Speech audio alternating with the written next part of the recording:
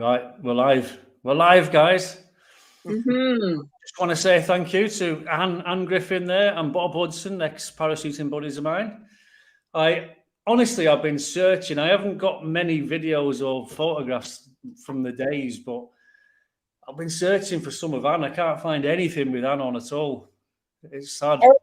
I remember one where I was only thinking about it while I was downstairs doing the dishes, and I'd been on a jump and I was so disappointed. I don't know why, maybe because it didn't come together or we didn't get enough height, and I was yak, bitching and moaning. I looked around, you had the camera on me like that video, and I wanted to say, fuck off, leave me alone, you know. I've got a ton of stuff on VHS. You know the little tapes that we used to have back in the day? They were quite expensive. So what I used to do, I used to keep using the same ones. I used to just dump them onto VHS and then tape over the tape, because a lot of it, you'd get it set up in the plane and you'd have like 5-10 minutes of nothing, just the inside of the plane before you went. So no point in keeping it, it's all rubbish. Anyway, Bob, how are you, mate? How are you? I'm really good. Yeah, I'm really good. It was interesting just to listen to them quickly talking about the video stuff and the filming of what we were doing back in the day. And my only regret, with what I now knowing what I do with my swimming and outdoor stuff, is the technology with the small GoPro action cameras. God, if we'd have had the technology back then for filming stuff, it'd be a different story. I mean, I remember when everybody wanted our 200 jumps RD license. That opened up a whole thing of stuff to do. For me, it was a frap app, and you got your camera on your head straight away. That fucking great big full-size VHS camera. Oh God, yeah. I remember. You see them today, and they've got like a little tiny GoPro camera on the round. What wouldn't you give them for a GoPro? God. So we kind of missed it. Well, I know for a fact that Anne and Terry's just here. All right, Terry, mate, how are you doing? Hi, Terry. How are you doing? Hi, Anne. Hi, Bob. Hi, Terry. Well, Anne and Terry were jumping long before me. I mean, Terry was my instructor when I did the course, the static line course. Wow. Him and Graham Kirkman. So, I mean, you guys are jumping way before me. Bob, I'm not too sure. Did we start at the same time, or were you before me as well? 88 I started. I started in 88, so we must have been more or less the same, yeah. Yeah. I've still got my D license. Have you still got yours? I've got all the paperwork. I don't know if it's current. Yeah, I've kept everything. Oh, God, no. No, it'll have run out. It'll have run out ages ago. My licenses, my, what do you call it? My logbooks.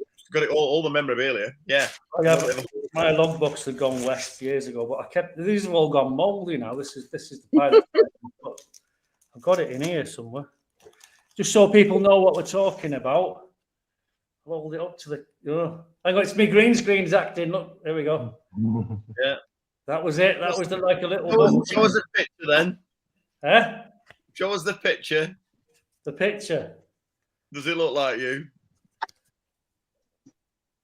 Hang on. It's not bad, is it? It's not bad. It's not too bad. It wasn't too bad. I'll dig mine out. Look, We've got it there. I'll run upstairs and get mine for everyone. Go for it. D license in 91. There it is. And for the benefit of people who've got no idea what a D license is, it's just like the end of your training. It's like, well, Terry can explain it better because he's the instructor. Go for it, Terry. Explain what the categories are, because you're the man. The categories? You mean like the categories 1 to 8? Or the D license. Was that? Do you know? From the only bits I was familiar with were categories 1 to 8. The A, B, C, and D. I've gone from memory now. I remember D license. I remember you getting your D license. Yeah. Because that was a classic filming. That you remember that when it was shown in the canteen when Roger got down. Remind me, go on.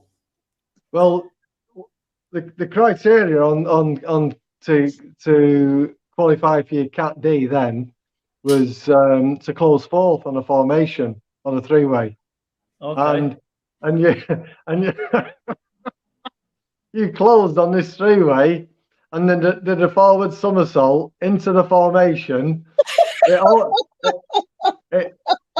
wobbled all over the place, then it opened out into a four-way, and that was it. Cat D. Well, at least you got. Oh, it was brilliant. I don't Oh my remember. God. I wish I'd had the video. Well, they changed your actors. They made it a lot more strict. You had to close fourth and then do 4 points as well after that. Yeah. I think that was sometime in the 90s, in the maybe early to mid 90s. Yeah.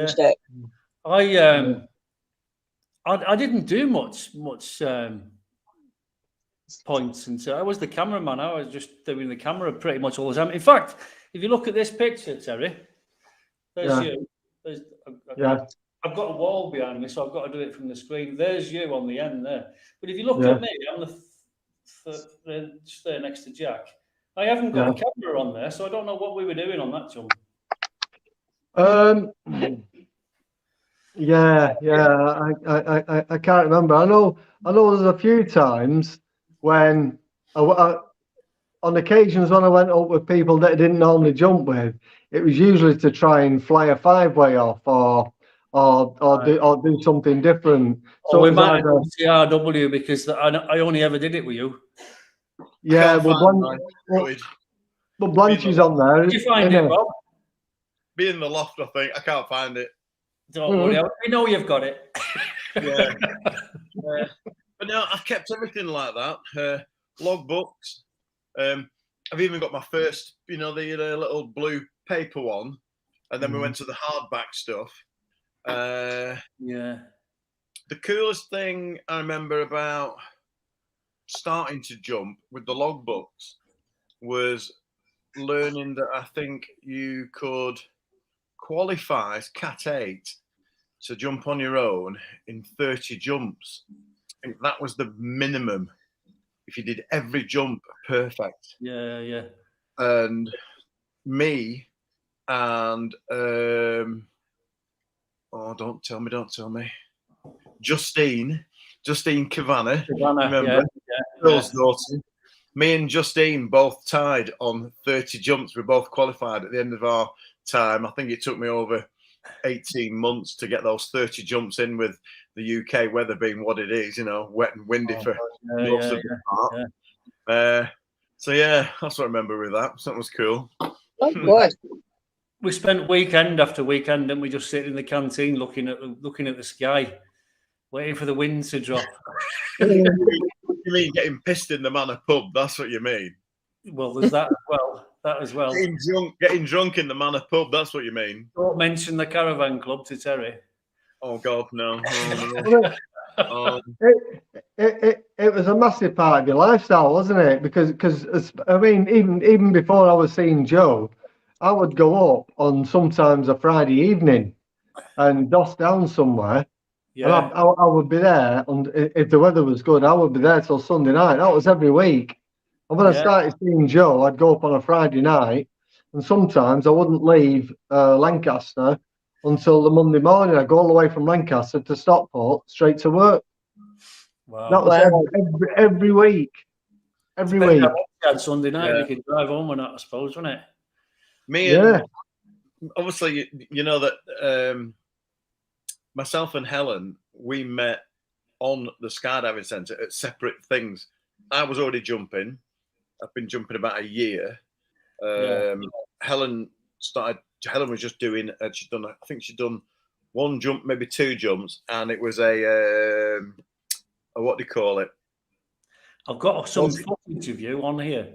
Yeah, Quasi had organised some kind of like. You and Helen. I've got you and Helen on a video. Yeah, I've just seen the one you sent the link to, which is brilliant. Thank you. You've seen all. You probably seen all. Down at the parachute centre, and we'd say, "Oh, are you coming Saturday? Oh, yeah, I'll be here Saturday. Oh, right, well, and we'll stay over then, and we can be together for Sunday as well. Yeah, okay then." And then it was like, "What about if you come Friday night?" Yeah, we'll come Friday night then. So we started to go Friday night, camping over literally in the hangar, sleeping in the mock-up. Yeah. Then it was like Friday night, Saturday night. you know, Sunday. What about if we stay over Sunday and extend it and then go home early, go to work early Monday morning? Just stretching out this whole thing. I just didn't want the weekend to stop. It was amazing. I Yeah. know. Oh my God, that picture, that video of Blanche, what the hell was he doing there? Well, he was supposed to do an unstable exit, and that's what I he did. don't There's Bob. There's Oh my Bob. God. The schoolboy there. And there's Oh my Helen. God. There she is. All Oh. right. Yeah. Weren't we all young then? Oh my God, yes. Don't.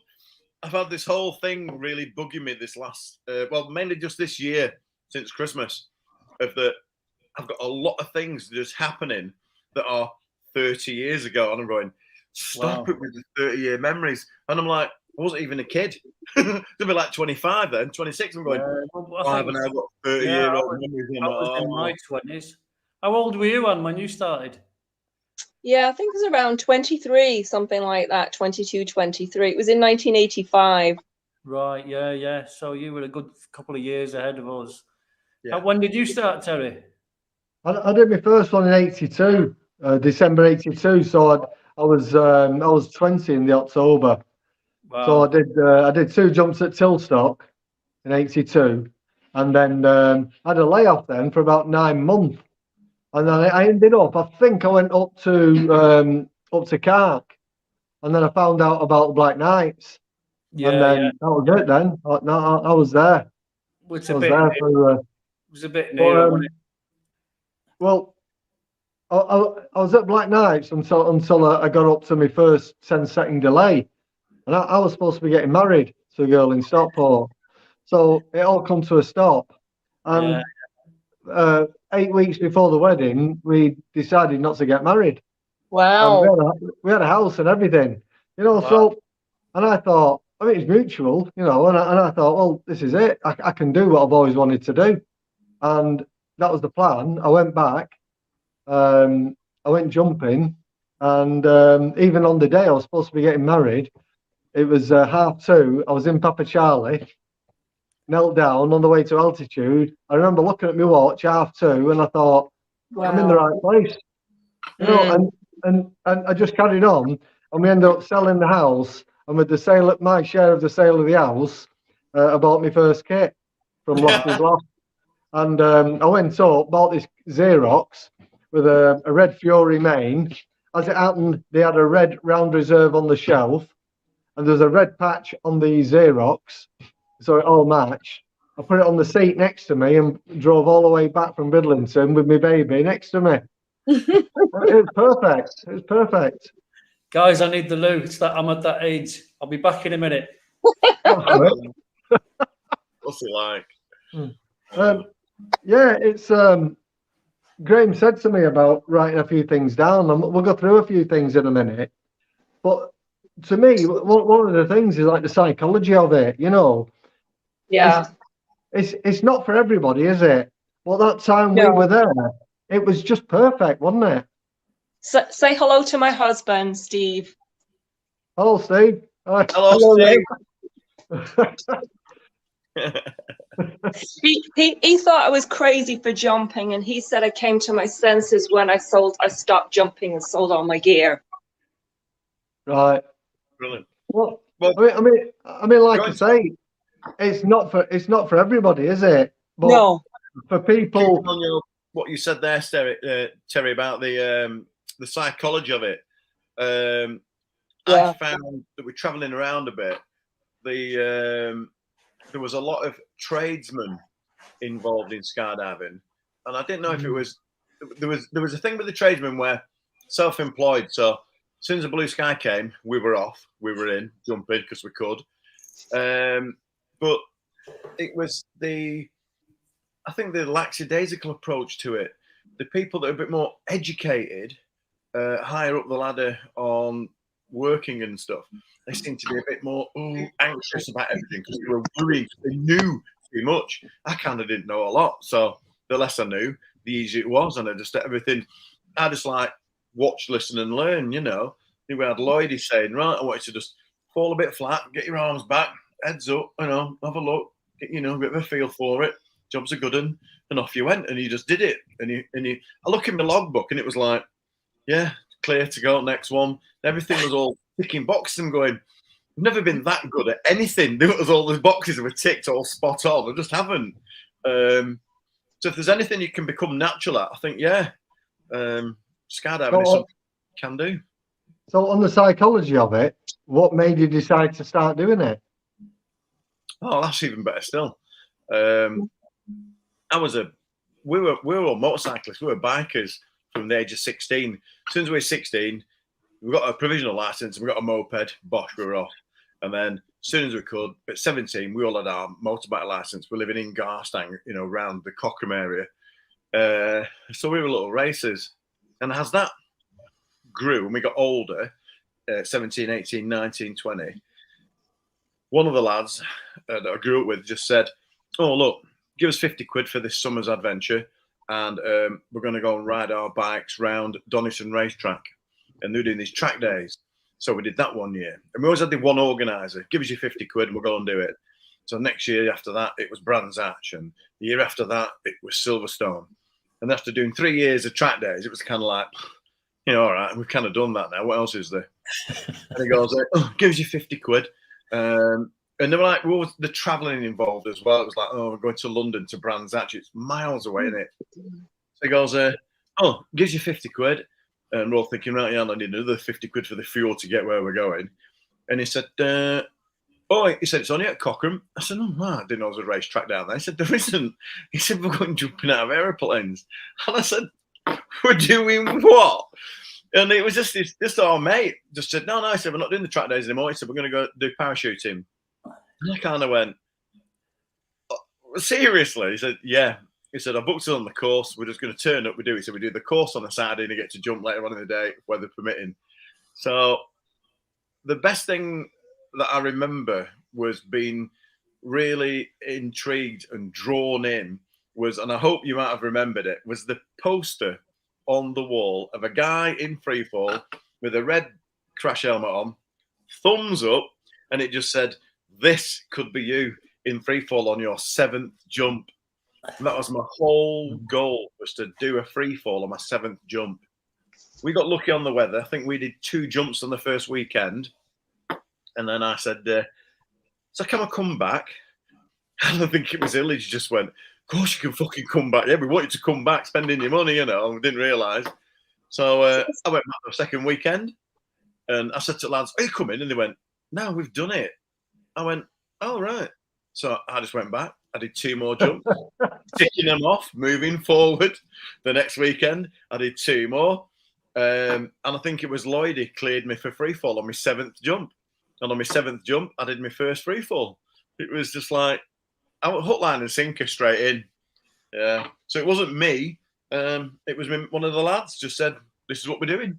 Did the other lad go with you? Did the other lad do a jump as well?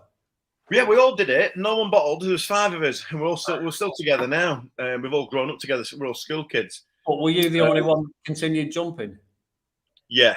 They all just went. Yeah, it was good fun, but it's not for us. I'm sorry to interrupt. Is anyone having problems with the screen flickering or anything? No, I can see flickering on reflection on you, Anne, but no, we can see you. Okay. I'm wondering if I'm going to leave and then come back again. Can I do that? Do you think that will stop it? I don't know. You can try. Okay, leave. Yeah. You'd have to go back and click on the link again, though. You have to scroll. Okay, hold on. No worries. Oh, hold on. It's okay now. Okay. No, she's gone. Okay, she'll be back. What about you, Graham? How did you get started on it? My mate saw one of those stickers in the back windscreen of a car. Do you remember the ones they used to hang? And he said, oh, I've just got this phone number because they didn't have internet in those days. He goes, come on, let's go and do a jump. Let's go and do a jump. And I went, oh, yeah, okay. Sounds good. So we came up, we did the course, and we both did the course together, but it was too windy to do the jump the next day. And it was Graham Kirkman and you were the instructor as well. And I came back the following weekend, I think, did the jump. Thought, great, yeah, that's great. And my mate never came back. He only did the one static line jump and fucked off. That was it. He left me to it. And I kept on jumping. I thought, this is all right. I like this. But the one thing that I always remember about Cochrane, and looking at that aeroplane now, I can still smell the cow dung. Oh yeah, yeah. It's a very distinctive smell. Every time I smell cow shit, I think of Cochrane, because the airfield in those, I think it's changed a lot now. I've looked at it on Google Earth. Trough's gone and everything, but in those days it was a cow field, wasn't it? And they had to shoo the cows off the field into the next field, and then they used the runway with the aeroplane. Yeah, Graham, you've missed a trick. Not a trick. You missed a treat. I don't know. Just after Christmas time, myself, Terry, and a few other guys, we all got together, and we went back and had a little old boys meetup in the pub, and then down at Cochrane, and it was mind blowing. Never mind getting the cows out of the field. They've got a tarmac runway. They've got what's the plane, Terry? There's turboprop caravan. It's got like 10 place caravan. It's like fucking hell. It's absolutely on point. And the hangar, you wouldn't recognize it, mate. You'd be in your dream. It's absolutely kitted out. They've got a video editing suite. There's a room full of computers, televisions, all the cameramen going there. They're downloading stuff, editing it all. It's so slick, and I don't think it took them, that new guy, long to just turn it around into what it should have been. Yeah. I personally think that the Black Knights were a bit short-sighted in the future, what they could have done, and they were just taking everything out and not reinvesting anything. It was kind of left up to us, wasn't it, to make we didn't make suggestions at the time, but Bob Parry was like, shut the fuck up. I know what I'm doing. Yeah. I think there's just a lot of people, they got to a certain level and then they moved on to somewhere else. That's why I started jumping at Cork, because we often couldn't get the altitude at Cochrane. Yeah. I It was very more orientated towards students, wasn't it? Because it would cost us in the day, it was about a tenner, wasn't it, for 10,000 feet? Yeah. But they could get more money out of students, taking them up to 2,000 feet and then coming back down and going up again, coming down. So they put the priority on the students. And when the wind was low enough for the round parachutes, then we finished up just sitting there drinking tea. Yeah, I think the thing is now it's the same issue. It's financially, it's tandems, because I think the caravan takes 16. So you're talking at the most, without cameramen, you're talking 8 tandems there. You're looking at a lot of money though for a caravan or a porter. So, I bet you change out of $1 million. So I don't know what the price of a new one is. I don't know offhand, but they're not cheap. So the money they're going to get off a lift of tandems, as opposed to just free fallers, there's no comparison. No. So in that respect, and the popularity of tandems now, the way it's gone, the whole scene's changed. It's all commercial. Yeah. Like Terry said, when that was the shock for us when we were there talking to the instructors and the owners and stuff, is that there was no real core skydivers there. There was no teams or anything. They were just all nobody like we would meet up with a mate's gun, do some rally work. They just don't do it. They're all tandem instructors, because it's gone commercial with that whole hint of sponsorship through tandems. Oh, get your mates charity cancer or the hospital, you get a free jump, jobs are good. And they're kind of like making money hand over fist just on that. So the baseline skydiving thing has just kind of disappeared. Yeah. Don't forget, we were very much restricted, but in that plane we got there, that's Papa Charlie, for the benefit of it was 5 people. That was it. 5 people. And it took about 20 minutes to get to 10,000 feet, didn't it? Yeah. So that was it. That was the restriction. Whereas you go to Cork and all of a sudden you've got an islander, and that was it 9 or 10 people? 9. And then, when we went to Morcel in Belgium, I mean, the stretch Hercules, that was 182 of us in the back of the plane in one go. I've never, ever seen so many parachutes in the sky in one time. Do you know what I'll never forget?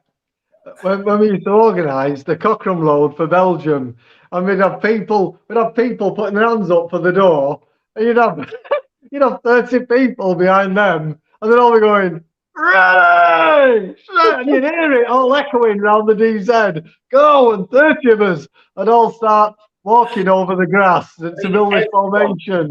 Everyone in Cochrane could just run out the back of the Hercules in one go. Yeah. I found I was going through some discs either last week or the week before, and I found a disc that Mark Massey gave me. Right.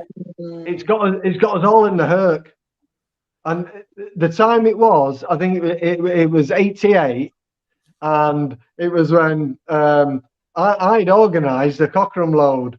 Well, what had happened was, on the way over on the ferry, somebody come telling me, right, Jeff says he's not doing the Cochrane load. I'm like, why not? Oh, because he said it won't work and all this, and he said it'll be a waste of money. And no, forget the fun factor. He said he's not doing it. I went, well, he's got to do it. We've rehearsed it. We've been rehearsing it for weeks. This has been going on for weeks. We've been planning this. Well, he said he's not doing it. Fucking hell! He said he's not doing it. Well, and I just went mental. I think it was Phil Cavanagh come behind me, and he just went plonk and put a dummy on a ribbon round my neck. Right, first one to spit the dummy. Right. So on this video, the rules were anybody who got given a dummy, right, they had to wear the dummy all through the boogie.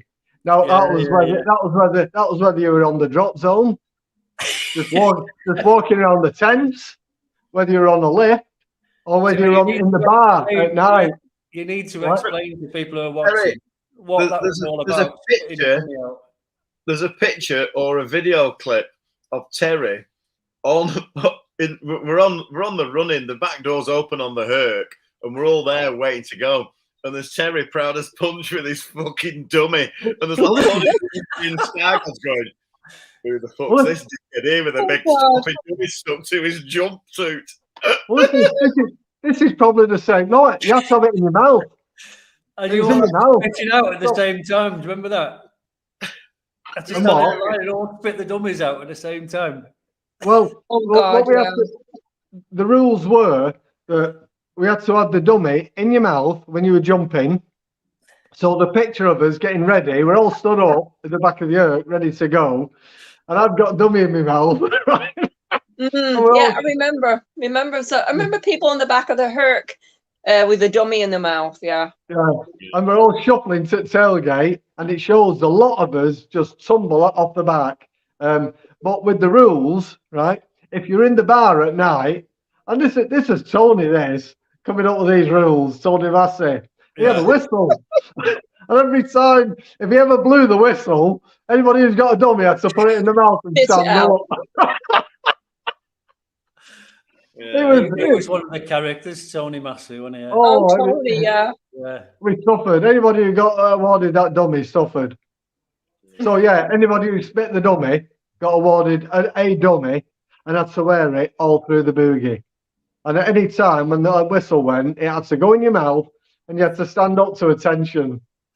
I can't remember if we had to sing a song or we had to do something. I can't remember what it was. Blowing the dummies out at the same time.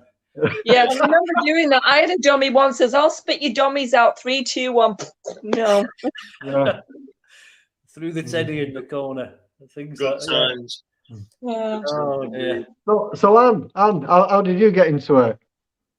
I wanted to jump from being a kid. I remember seeing him on TV and thinking, oh my God, I would love to do that. And and my mother wasn't very happy, but my father was all behind me. He took me up in there and taking photos. And wow, I just thought I was going to do a static line jump. And then I heard people go on about free fall. I thought I'll give it a try. And once I actually did a free fall, like a first 5-second delay, I might as well have taken crack cocaine.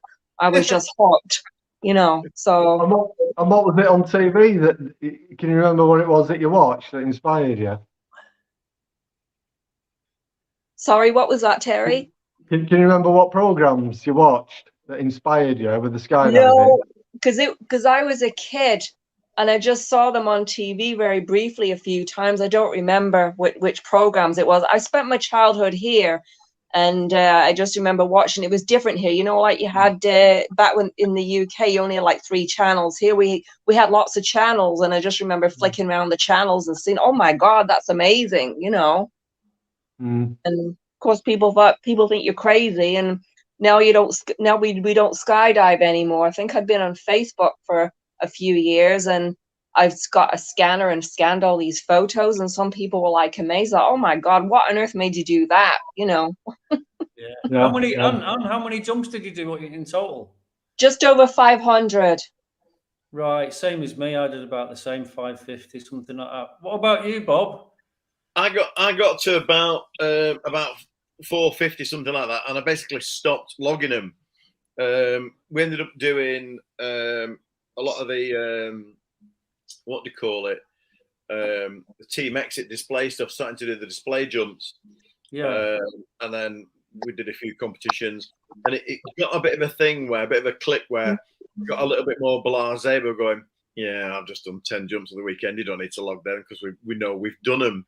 I wish I had have logged them all, but I put a genuine claim in it around about 500 over 12 years. Yeah, but that, I was. How about you, Terry? How many did you do? I was going to come to Terry last because he's the man, isn't he? Well, I only did 700 really, you know, and when we met up in December at Cochrane, most people had done quite a lot more than me, you know, but well, I think I had more airtime because I was opening my parachute higher on a lot of them. For sure. Well, the highlight of the weekend was you and Joe doing your downplane, wasn't it? Yeah. Yeah. No one ever got bored with that one. Well, what I'll do, this disc I've got, I'll take some videos on my phone. I'll send them to you, Graham, and then next time we do this chat, you can include a few of the bits on the chat. I'll take some clips of in the Herc with the dummies and the exit. I haven't got anything from the Hercules. Right. And also the downplane. But there's some little shots around the drop zone as well, with people just like larking about and. Yeah. I went off to Doncaster once. They had a porter that came in from Coleraine, and I was doing the camera work for them all. They had the 4-way competitions. And Trevor Dobson, do you know Trevor Dobson? Yeah. Yeah. He said to me, how many jumps have you done? And I can't remember at the time. I'd probably done, say 300. I can't remember. And I said 300. He goes, 300. I've done that many this year. I mean, people, a lot of these serious ardent skydivers, they've got thousands and thousands of jumps under the belt. Yeah. You think, I know, but it depends what they've done on them. I mean, the most I did in a day was 7, and that was because I was teaching and dispatching. So sometimes you'd do follow-outs at the end of doing so many lifts. I did 7 in a day, and when you're doing follow-outs and that, they're just stop and pops. They're just they're building your numbers up, but you know, depending on what you're doing. What's that? Oh, the Herc. The Herc. Nice. Yeah. Extra long. That's a Canadian Herc, isn't it? Southern Air Canadian Herc? I didn't know there was such a thing. Southern Air Transport, wasn't it? I think it was American. Yeah, I think it was American because it had an N. Yeah. Canada's the same as the UK, but the first letter's C. And then 4 letters, whereas Americans have the N at the beginning and the numbers. Yeah. You know, wow. So plane spotter, you see. That's the one. I don't know if, look at that.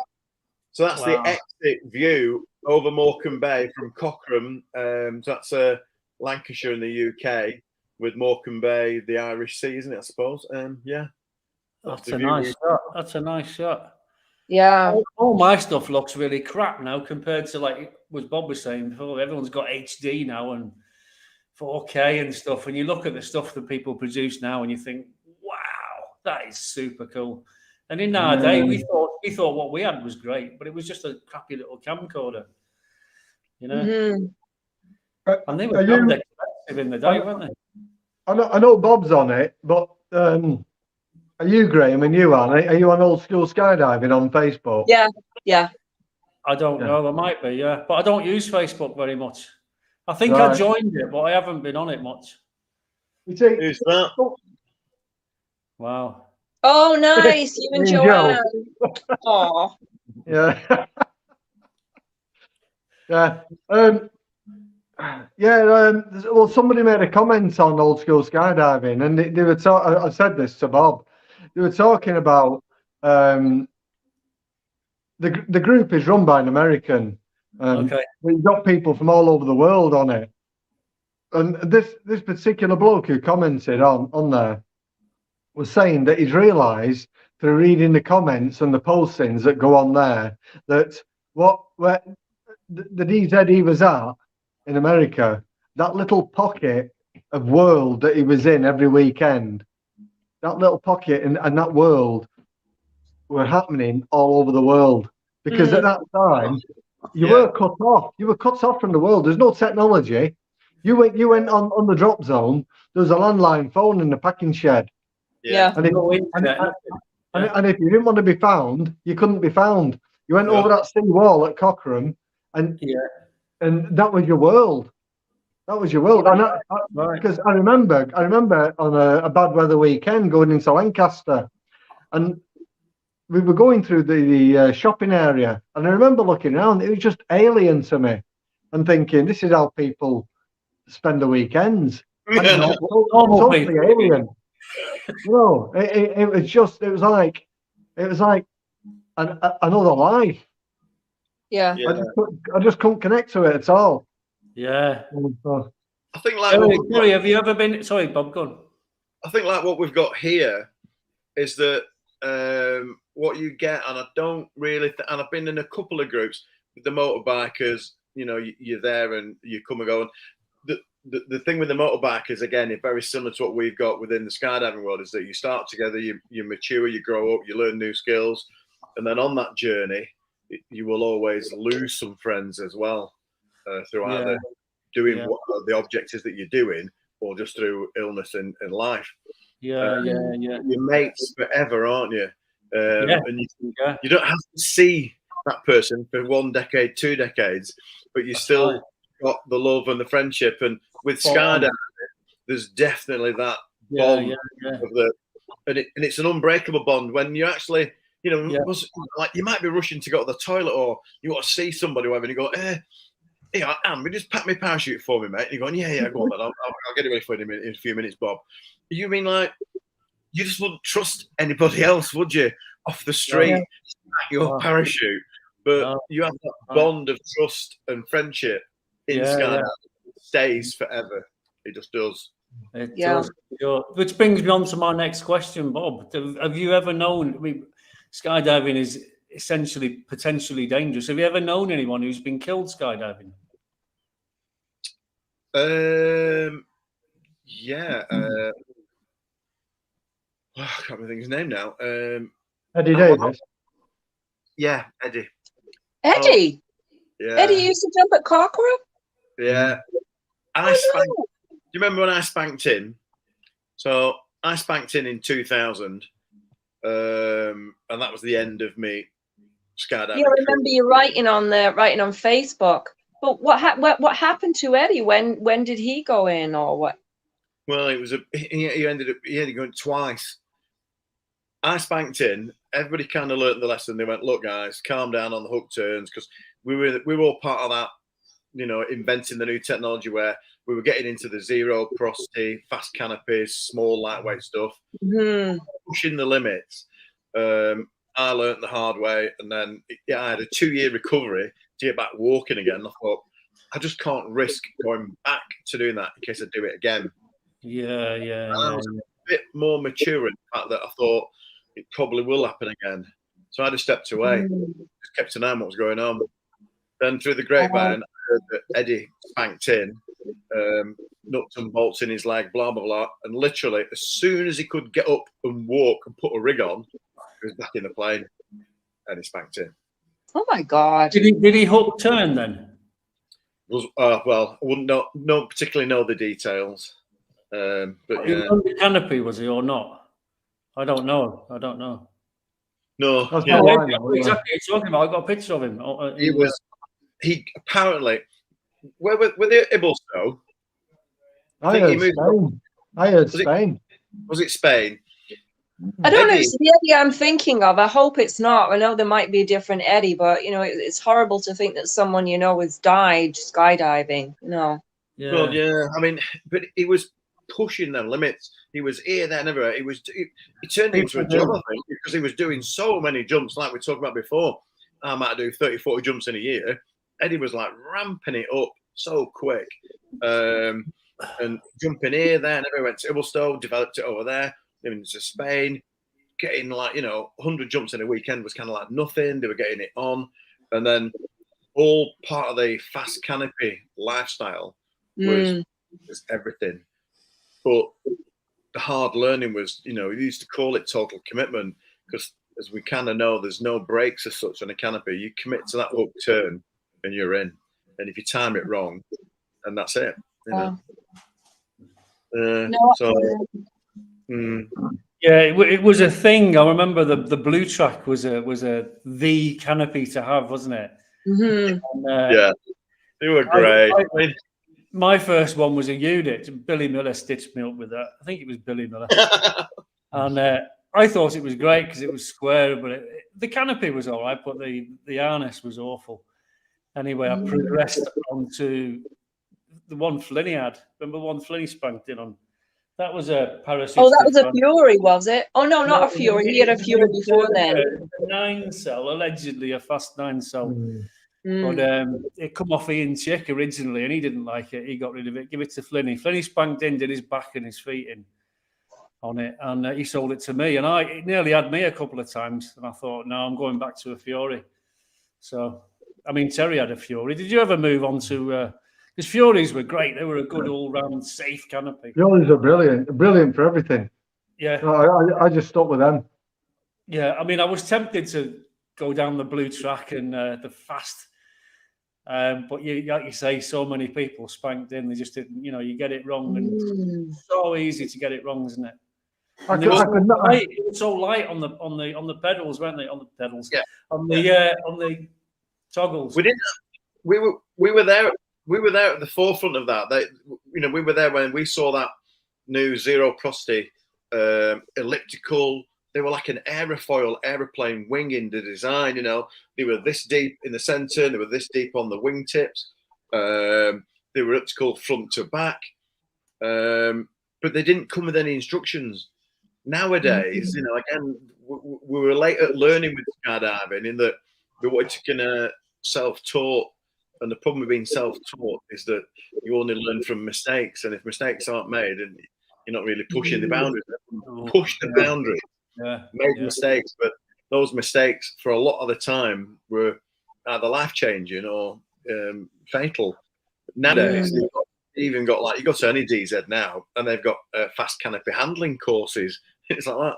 You're going to teach me how to use mechanics. I'll do it myself. I honestly, I would. Quite happy to stick with the Fury. Fury for me was as far as I needed. I even had a round reserve, but that was because I was skint. Couldn't afford a square. I probably would have had a square one if I could have afforded it. But they've got AADs and everything now, haven't they? And did you ever? You shoot, it'll pop itself, won't it? Now. Yeah, Graham. This is one of the best stories I kind of learned from the old school Black Knights. Did you ever speak to Bob Parry about kit when they first got it? Which kind of kit? Parachutes. When they started right at the beginning. I bought my own. I bought a big green T10. Yeah, no. I mean, the actual Black Knights themselves, when they started back in the day. Oh, yeah. I saw the album. He got his album out one night. Right. And it's like a scrapbook because Bob was in the Paras, wasn't he? He was in Korean War or something. And I think Cliff was as well, and Phil Cavanagh, weren't they? They were all like ex-Paras. They were all ex-military. And when they were leaving and they all said, right, we want to do this for fun. So they spoke to the sergeant and said, "We want a bit of kit." And he went, "Fuck off! What do you want some kit for?" I said, "Well, we're going to do it for fun." It was like, love jumping out of planes. So they all got a rig each. And Nice. when he said they got a rig each, it was just one canopy. And they just jumped for years with one parachute. They didn't have a reserve. And I said, "What do you mean? You jumped without a reserve?" He said, "Bob," he said, "we could only just afford one. Why would we have two when you didn't need them?" And I went, "Oh my God," because they were just more money. And then the best thing he says about having the reserve was that they packed them. And it was like, he said, back then, he said, there was no, again, because these guys were inventing sport parachuting back in the day. Yeah. And they had the chest mounted reserve on the belly pack. And he had a line over and twist, did Bob Parry. So he went, "Not a problem." Pulled his reserve. Literally, he said, like a loaf of Hovis bread. It fell out of the container, hit his feet, and nearly broke his toes. Oh my God. He went, "Oh." So he reeled it all back in and literally punched it in the air. So and then he threw it away, and then he inflated and literally had a couple hundred feet under this reserve, and he landed. Wow. And that Wow. was the start of parachute reserve packing twice a year. You know, we're thinking about. Wow. Yeah, I remember he told us a tale once. It was funny. He said there was this rig that Cliff was doing hop and pops and cutaways on, and Bob Parry just took it. He took it to terminal. He said he got the shock of his life when he opened up. He was howling in pain. This wasn't meant to be taken to terminal velocity. It was just meant for hop and pop, you know. And the way he went on, I was in stitches. Yeah. Well, that's why they put the sliders on the square parachutes, wasn't it? Yeah, it's just delay opening too fast, and it went bang, and he just left swinging in the harness like seeing stars. So they had to slow it down somehow. That's why they fitted them. Remember Mark Massey telling me when he was base jumping, they always packed it with the slider down. Yeah. So talking of old kit, yeah, Lloydie had the Para Delta Wing 2. So I mean, back in the day, we had the Everconical, the T10 for the bigger lads with the double L's. Just I remember you jumping that. You said you wanted to jump that. Yeah, well, so they went from the double L. Then they just decided that if they cut loads of holes in a round, it could go faster forward. So then they like the Para Commander, and then the forefront of switching between a round parachute to skipping forward to a square was the Para Delta Wing 2, which was more like the design of an old school hang glider. It was a triangle. Yeah. So did you ever only jumped it once though, didn't you? Oh well, it had about a mile of line. The lines, it was so far above your head, it was miles away. And he just said, "Do not take this beyond a 3-second delay because it will snap you in half." I'm like, "Oh my God." So we jumped down. I literally just dumped it as soon as I could, and it opened and it was great. But if you let it go onto full drive, the nose just collapsed. I thought, no. So I just flew it all the way in on half brakes. The only problem there was I didn't have anything to stall it with when I came into land, so I just proper ploughed into the ground with Lloydie pissing his sides. I remember you jumping that. I do. I remember you just shook your head and said "never again" or something. I can't remember. Oh no. But it was a long time ago. Did you ever do a Mr. Bill? I think with Quasi. Well, I don't know how that works, but I was the guy with the canopy and he jumped off me. So right. You managed to do it though. Oh, are you talking about Mr. Bill? Yeah, I tried it several times and I only successfully managed it once, and that was with Tony Massey. Tony Massey. He was the we had to static line him pretty much off the plane. Yeah. Someone had a rogue as he went off, and even then it was touch and go whether we made it, but we just about managed to hang on. Yeah, well, I did a successful one with Helen Prowse up at Cork. I was hanging on, And what happened, I was flying around. She wanted to hold me by my ankles, you know, face down and just do a swallow dive. And we didn't do it. I got fed up of hanging on. But what happened was I pulled a reserve handle out. I said, shit, Helen, I pulled your reserve handle out. But, you know, I was flying around and then we got to about 3,000 feet and I fell off. And someone came up to me after. There was loads of spectators there. They thought I'd fell out my canopy or something, you know. They're all shocked. But it was fun. I enjoyed it. That a thing to do. I mean, the first few tries we did it, we just got torn apart like a steam train because we gone off and then dumped, and that was too late. You picked up far too much inertia. You know, no chance. What about you, Terry? Have you ever managed to do one of them? Never did a Mr. Bill. No, never. Did a few. I did a few other things. I flew a few about 5 wheels out the door. Have you ever done them? I tried that. It sounds fun, but but ours fell apart. Yeah. Yeah. With the Islander, if you lay on your back with your legs out the door and lift them up, and then somebody stands across your pelvis and holds your ankles, and then somebody stands behind them and holds their ankles, and somebody stands behind them and holds their ankles, and you're lay on your back and you hold the rear ankles of the person who stood up over you. How many people were in the wheel? But on that one, there would have been 5. Wow. Wow.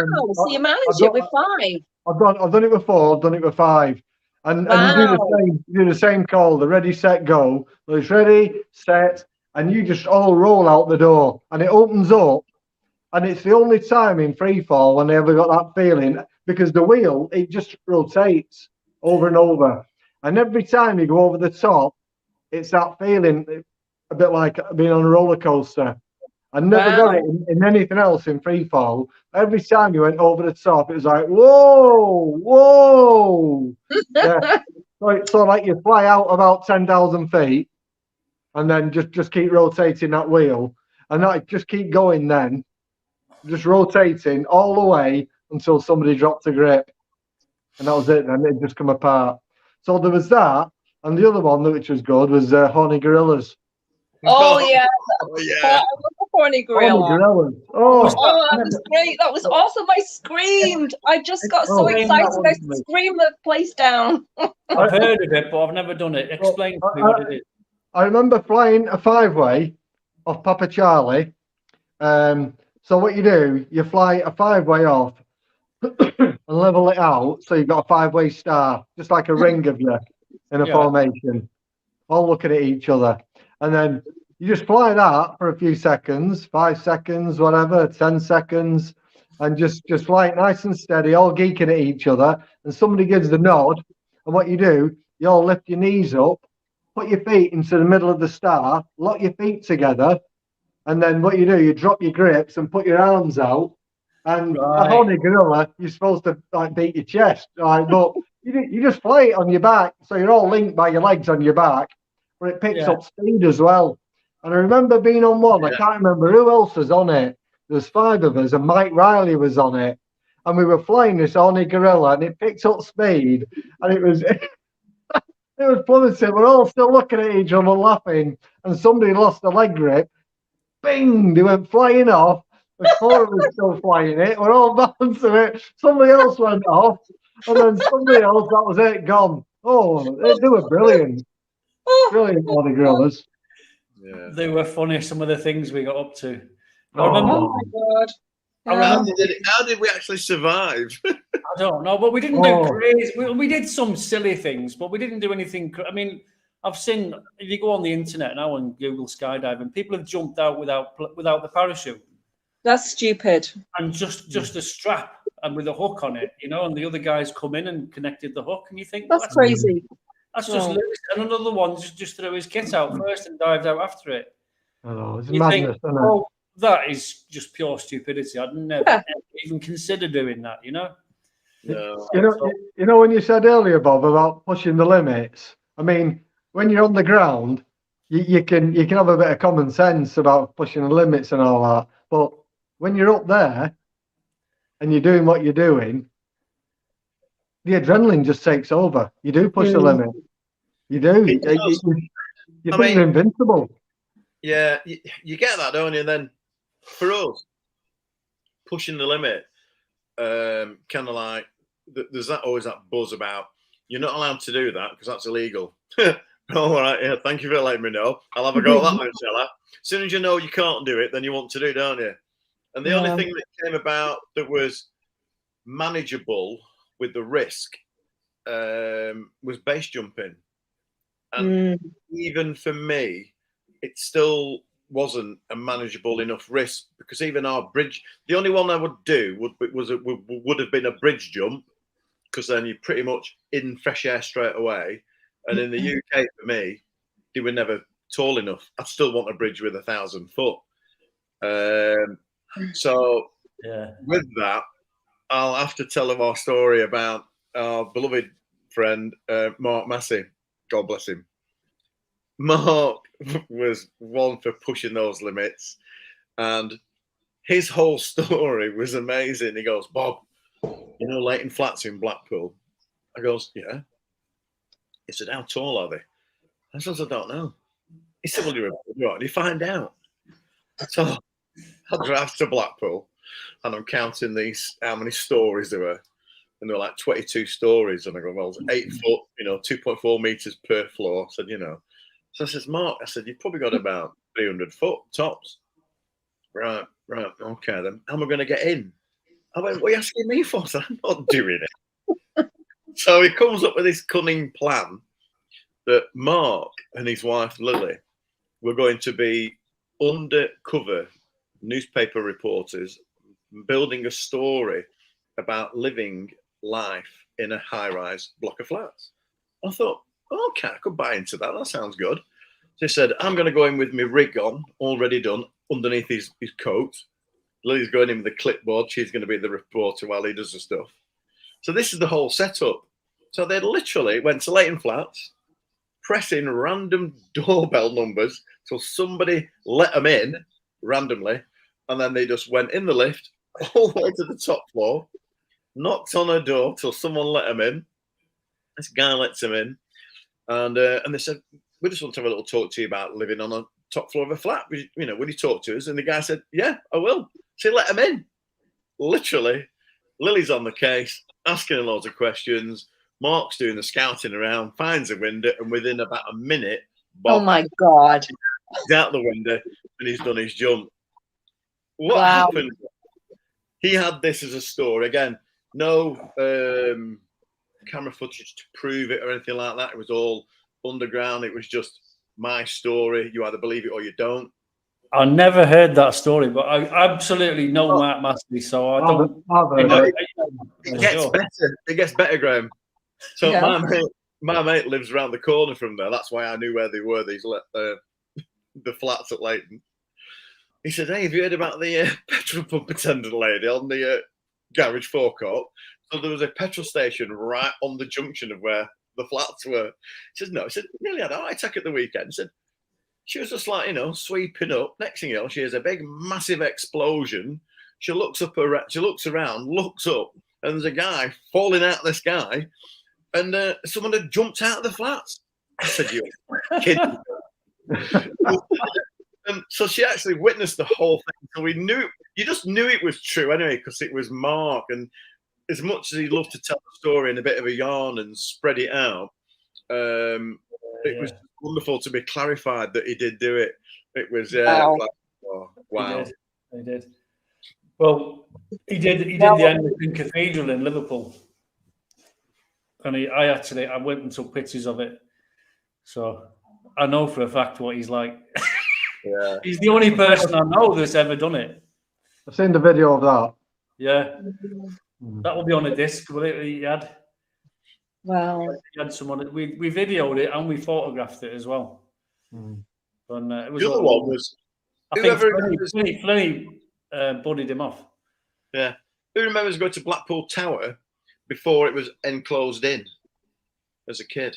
Yeah. So you could go to Blackpool Tower, go up to the top, and you could literally, if you wanted to, you could climb out and jump off.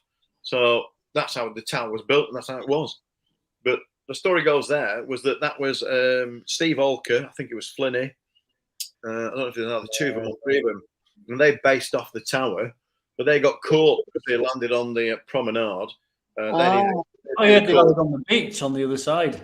Yeah, and they got off in Alton's van, but Alton's van had all his fucking phone number and everything and his company name on the side. And someone just clocked it. But it was when they got caught, that was the whole thing that they went, right, we'll have to change how the tower's built, and they enclosed it all into. Oh wow! Yeah. Yeah, I heard Flinny jumped off. I think this was in '87. He jumped off that tower in Liverpool, and he said a reporter stopped him, and he said, "Oh yeah, I told him my name was Dennis, and I'm a plaster from Birkenhead." You know, trying to say it was Dennis Buchanan, trying to blame him. Yeah, that was St John's Beacon. Yeah, he told me he did that.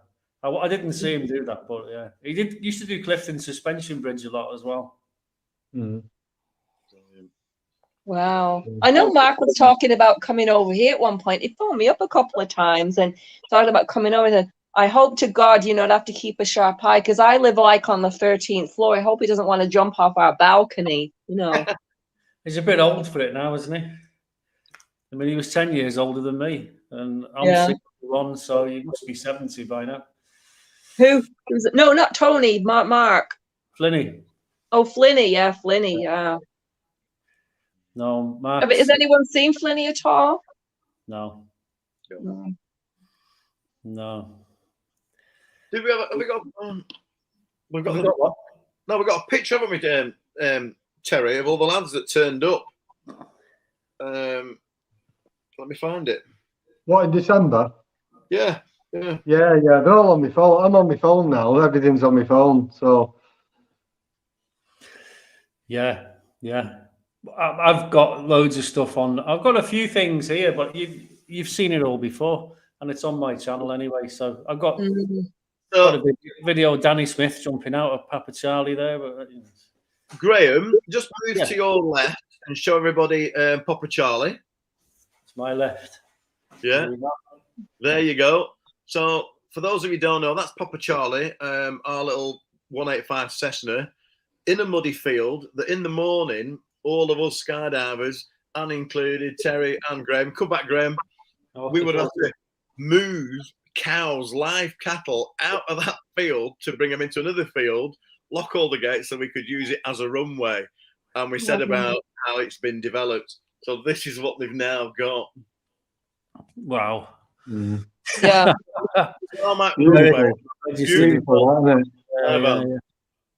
Yeah. I bet it gets to 10,000 feet in about 10 minutes as well. Yeah. I know. I went there in 2018 and went home, and I stopped at Carcrum. I didn't see anyone I knew. It was just a load of strangers. The place had changed. And I went up to Cork, and there was still a few people there I knew. Yeah, loads of people have died, haven't they, since the days, you know? Just died of old age, I suppose, and whatever else. Oh, wow. We sat down and had lunch with Jack Felstead. He's now 80, and he's still jumping. Yeah. And he took part in like one of the Pops World Records, 140 people. Jack Felstead on the end there in the blue. Oh, hang on. Yeah. My arm's disappeared. Anyway, the guy on the end in the blue next to me. On the right hand side, yeah. Jack's packed in now. Has he? Oh. Yeah, he was at Langer, and he was in a collision in free fall. Oh. He got knocked out, and he's still unconscious when he landed under his reserve. Jesus, just well he had a Cyprus. Yeah. Jesus Christ, that's awful. We didn't have them in the old days, did we? We didn't. Hey, we wouldn't have been able to afford them if we did have them anyway. You know, there's a few things I don't understand about skydiving today. I mean, as good as it is, and progression and for everything that it is, I don't understand how we went to tight suits. I know they say about faster fall and there's more forgiveness on your arm and leg position because with baggy jumpsuits, you catch the air more, you know, and the slightest movements, it'll throw you out. Full face helmets.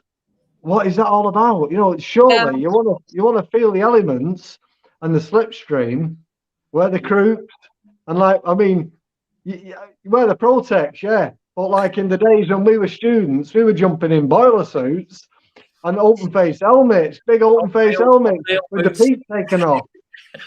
Yeah, Terry, you'll like this one. But it was raw though, wasn't it? You know what I mean? Yeah. But the one main rule for us, wasn't it, was that we were not allowed to jump above cloud. Had to be able to see the DZ. Yes, now you know exactly where you are now. But when you got halfway up to altitude, if it clagged in, you kind of went, look, we know where we're going. We'll have it anyway. And there was me, Justine Cavanagh, and Quasi. We had a little three-way going. I think must have dispatched a couple of students. And we were lucky that we had Gordon on the sticks. So he flew us up. He said, I know where we're at. I'll time it in. You guys will be right. So we got out 10 grand above cloud.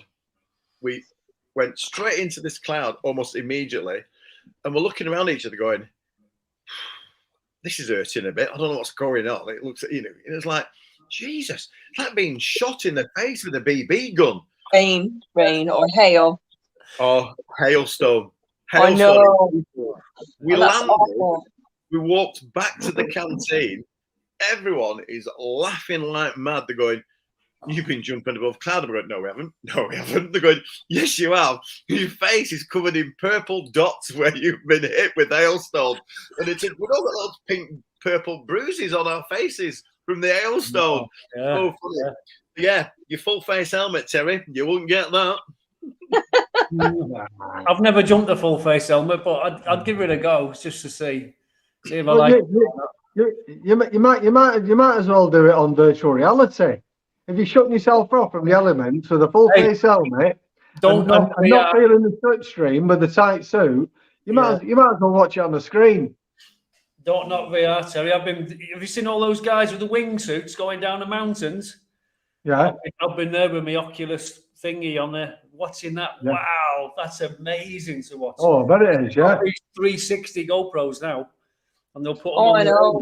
My God. You can put the VR headset on and you can watch the 360 and wow, you're there and you're going, wow, and you're looking at it and you're going down the hill through all the cracks and crevices. Wow, that is amazing. Absolutely amazing. Graham. Just in VR. Go on. Yeah.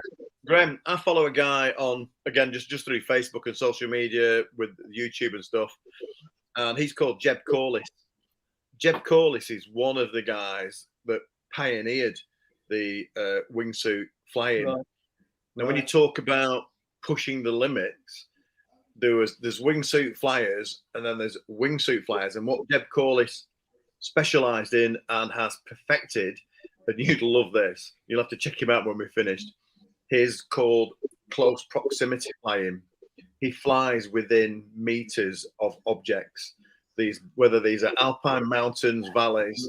The latest footage that he's just done, which has taken him about 5 years of planning, was he wanted to close proximity fly past the Great Pyramid, and he got permission to do it. Not only did he get permission, he flied him with a military helicopter to jump out of as well. You need to see, and it's only any good for the simple reason of the technology of what you just said then, the camera work, the 360. Yeah. He's got the camera in front of him. It's as if a camera crew was stood here taking pictures there. And it's literally, you can see his shadow. He's about a meter and a half away. When you put the still pictures on to tease or to begin with, and they are incredible. The detailing in the pyramid is phenomenal, never mind just him. But then about 2 weeks later, he released the actual fly past footage in slow-mo, 360, straight forward, up and down. And just incredible. But only it's worth because of the technology in the film. I mean, even so, Bob, I've got one of those 360 GoPros and the computer just takes so long to process the video. Could take hours and hours just to do 5 minutes in footage. You know? Wow. It must take them ages and have to get really high-spec computers to deal with it, you know, and even then, but I've seen two guys in wingsuits and they both got 360s and they're filming each other and they're going down the mountain together like this, and it's absolutely incredible. Well worth watching. But if you're watching it in a VR headset, it's unbelievable. I mean, your heart's going when you go in. And I'm still sat on the sofa, you know. I think, whoa, that is impressive. That is impressive. Yeah. Never done it. Has anyone ever jumped a wingsuit? No. I don't think suit. Well, like Terry mentioned the suits. I was always the big guy. Even as slim as I might have looked, I was probably still 15 stone. Back in the day, that 15 stone with being just a big frame bloke anyway. By the time you got your rig on, I probably had a flying weight of like 18, 19 stone. So it was like, if I just jumped out in a normal tight suit, bosh, I was gone. And I could never slow myself down. So the only way that we had insight into technology, they went, oh, you need a polycotton baggy suit, and that'll help you. We did. Do you remember we all used to get, some people wore weight belts to try and fall a bit faster. Yeah, I wore a weight belt. People were too heavy. You've got big baggy to slow down, and before you're struggling just to get a 4-way or a 5-way together, you know, most of the time. Yeah. That was a difference when we learned about when we went down to watch the bigger teams, when myself and Helen would go down to Peterborough or Langer to watch some of the big 4-way British national teams. The teams, all the people were the same height, same weight. Same weight, yeah. All had the same rig. Everything, And because that's what I like about what we called it back in the day. Then it was, we were told it was called RW. It was relative work. Yeah. And when you're working relative to the person in front of you in free fall, and that whole difference between having your hand flat, cupping it, arching it. And how many of you still do this? Driving down the motorway, put the window down at 70 miles an hour, stick your hand out, and do that, and do this, and watch your hand go up. I still do it. I do it every day. It's brilliant. Every time. Yeah. I'm doing this. So, just winding it back a bit, to like early days. So, how did people like control the nerves and the fear of early jumping? Because you've got to find your way into it, haven't you? And find your footing. To me, it was like early days, like static line. You got comfortable with that. The fear was there at first, but static line, you're comfortable. Then you got into dummy poles, so there's something else to think about. So you control that. One of the hardest things was climbing out of that aeroplane for my first free fall, knowing I wasn't attached. That was just, I've got a fear of heights anyway. So to be climbing out on a little step outside the aeroplane at 3,000 feet, 2,800, whatever, and knowing that when I let go of that aeroplane, I'm dropping, I'm going. And then, so early free fall, you get your 3 second out of way, and then going on to your 5 seconds, they were just a fumble, a frantic fumble, really. You sort of learn to slow it down. The overload, isn't it? Yeah, but it wasn't until you got, because I remember another student in a boiler suit, and he just got onto, I'm not sure if it was his first 10 or his first 15, and he's talking about the build-up of speed, and he could feel his suit flapping in the slipstream as his free fall speed built up. And I'm listening to him and I'm thinking, oh my God, I can't wait. I can't wait to get to that. As frightened as I am, I can't wait to get to it. And you found that, didn't you? As you got onto longer delays, you could relax. You could relax and look around. What an amazing thing that was, to be free falling and relaxing and just being able to look around and control it. It was amazing. Well, them early days. It's a massive step from static line to pulling it yourself. Because when you're in the plane, you're looking at that handle and you're thinking, well, I've got to pull that. And if I don't pull it, I'm going to die. And you're like touching it, aren't you, all the way up and letting go of it and touching it. and you're just there looking at it all the time. Yeah. What if I don't find it? What if I don't get it? Can't find it, yeah. Oh God. Well, I remember the very first time I jumped, the first static line jump, first jump ever. When it was my turn, I just remember staring at the controls in the plane. I was the second person out. I would not look out the door. I thought, because if I look out, I'm not going to go. It's that feeling as well, early days, isn't it? With a step exit, when you're putting your foot out and your foot hits that slipstream, it's like, oh my God, it's reality, isn't it? And then reaching out for that stroke. Yeah, reach like, out for the strut, yeah. Yeah. Okay, And then cross your legs over. I've got some questions. This is Harriet. She's got some questions. I think Terry can answer the first one. Well, I'd say most people do remember the first jump. That's the main one that people remember. Yeah. I remember my first two. That was out of the 182 at Tilstock. There's only 3 people in that, an instructor and 2 students, and I was the first one out. Wow. I even remember now climbing outside. That was a step exit. Climbing outside the door and standing on that step outside the door, and literally thinking, I've got to put my head into a state of like suicide, because I'm literally going to jump off this aeroplane. I'm going to jump at 2,500 feet into what I think is nothing. Yeah. I remember that. Yeah. I don't think there was sorry. No, carry on. There wasn't the apprehension about anything with that for me.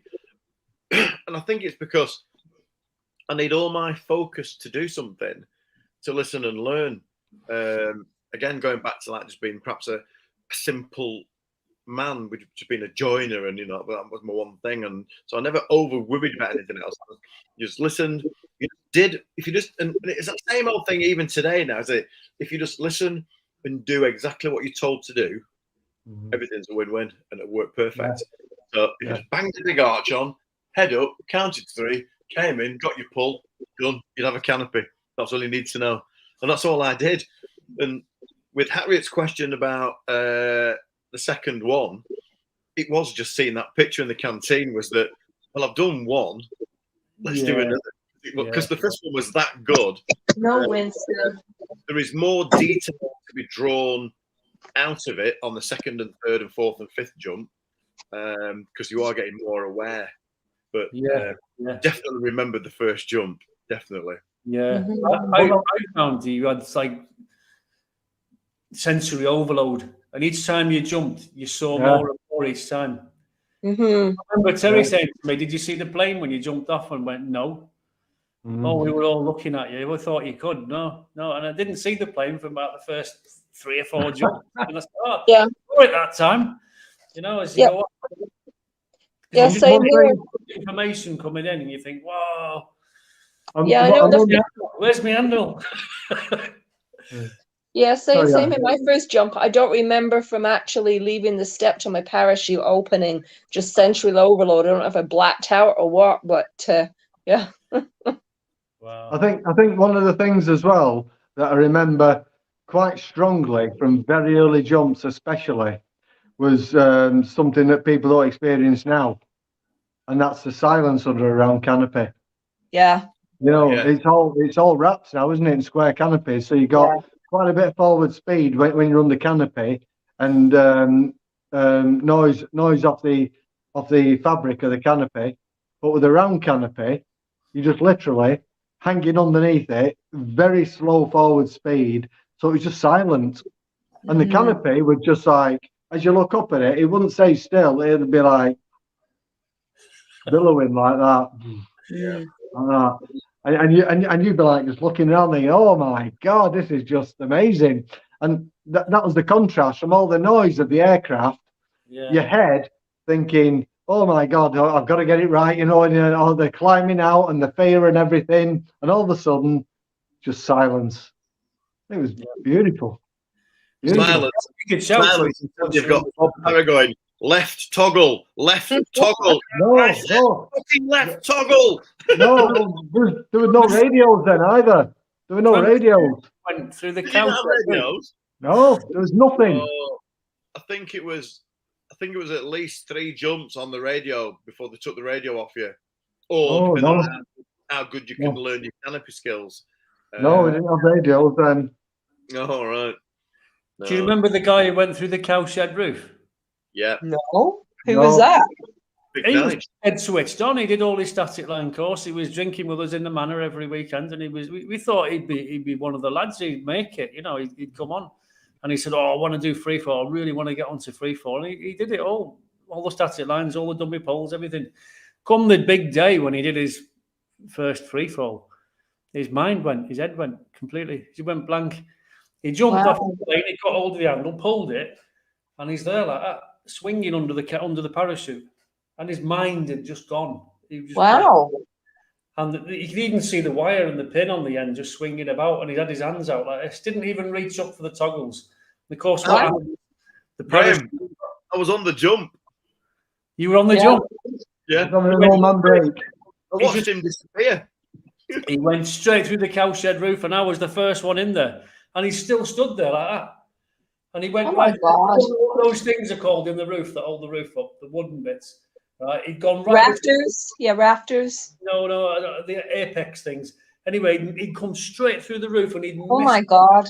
He could have gone to the side of one of those beams, right? But he come straight through between two of them, and he landed straight in one of the cubicles for the cows.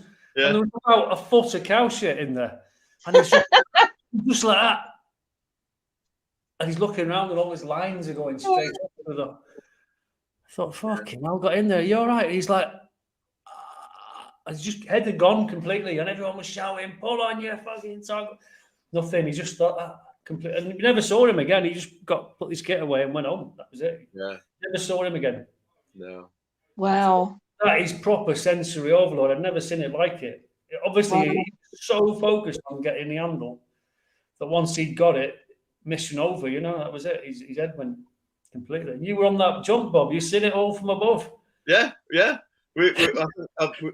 Someone else was with us, and we put him out, and then we got out, and then I'm just on a little fly around, and I'm watching him, and I spotted him because I thought, oh, he's drifting off there. He needs to get back over here, because I thought, is that a bit of a? Have we bum spotted him? I thought, we haven't bum spotted him. He's doing all right. Should be okay. And he didn't. Like I said, he didn't make any corrections. The canopy never moved. And I watched it just drift over John's farm, and I thought, well, if he gets over the farm, he's going to be in the dike or in the car park somewhere like that.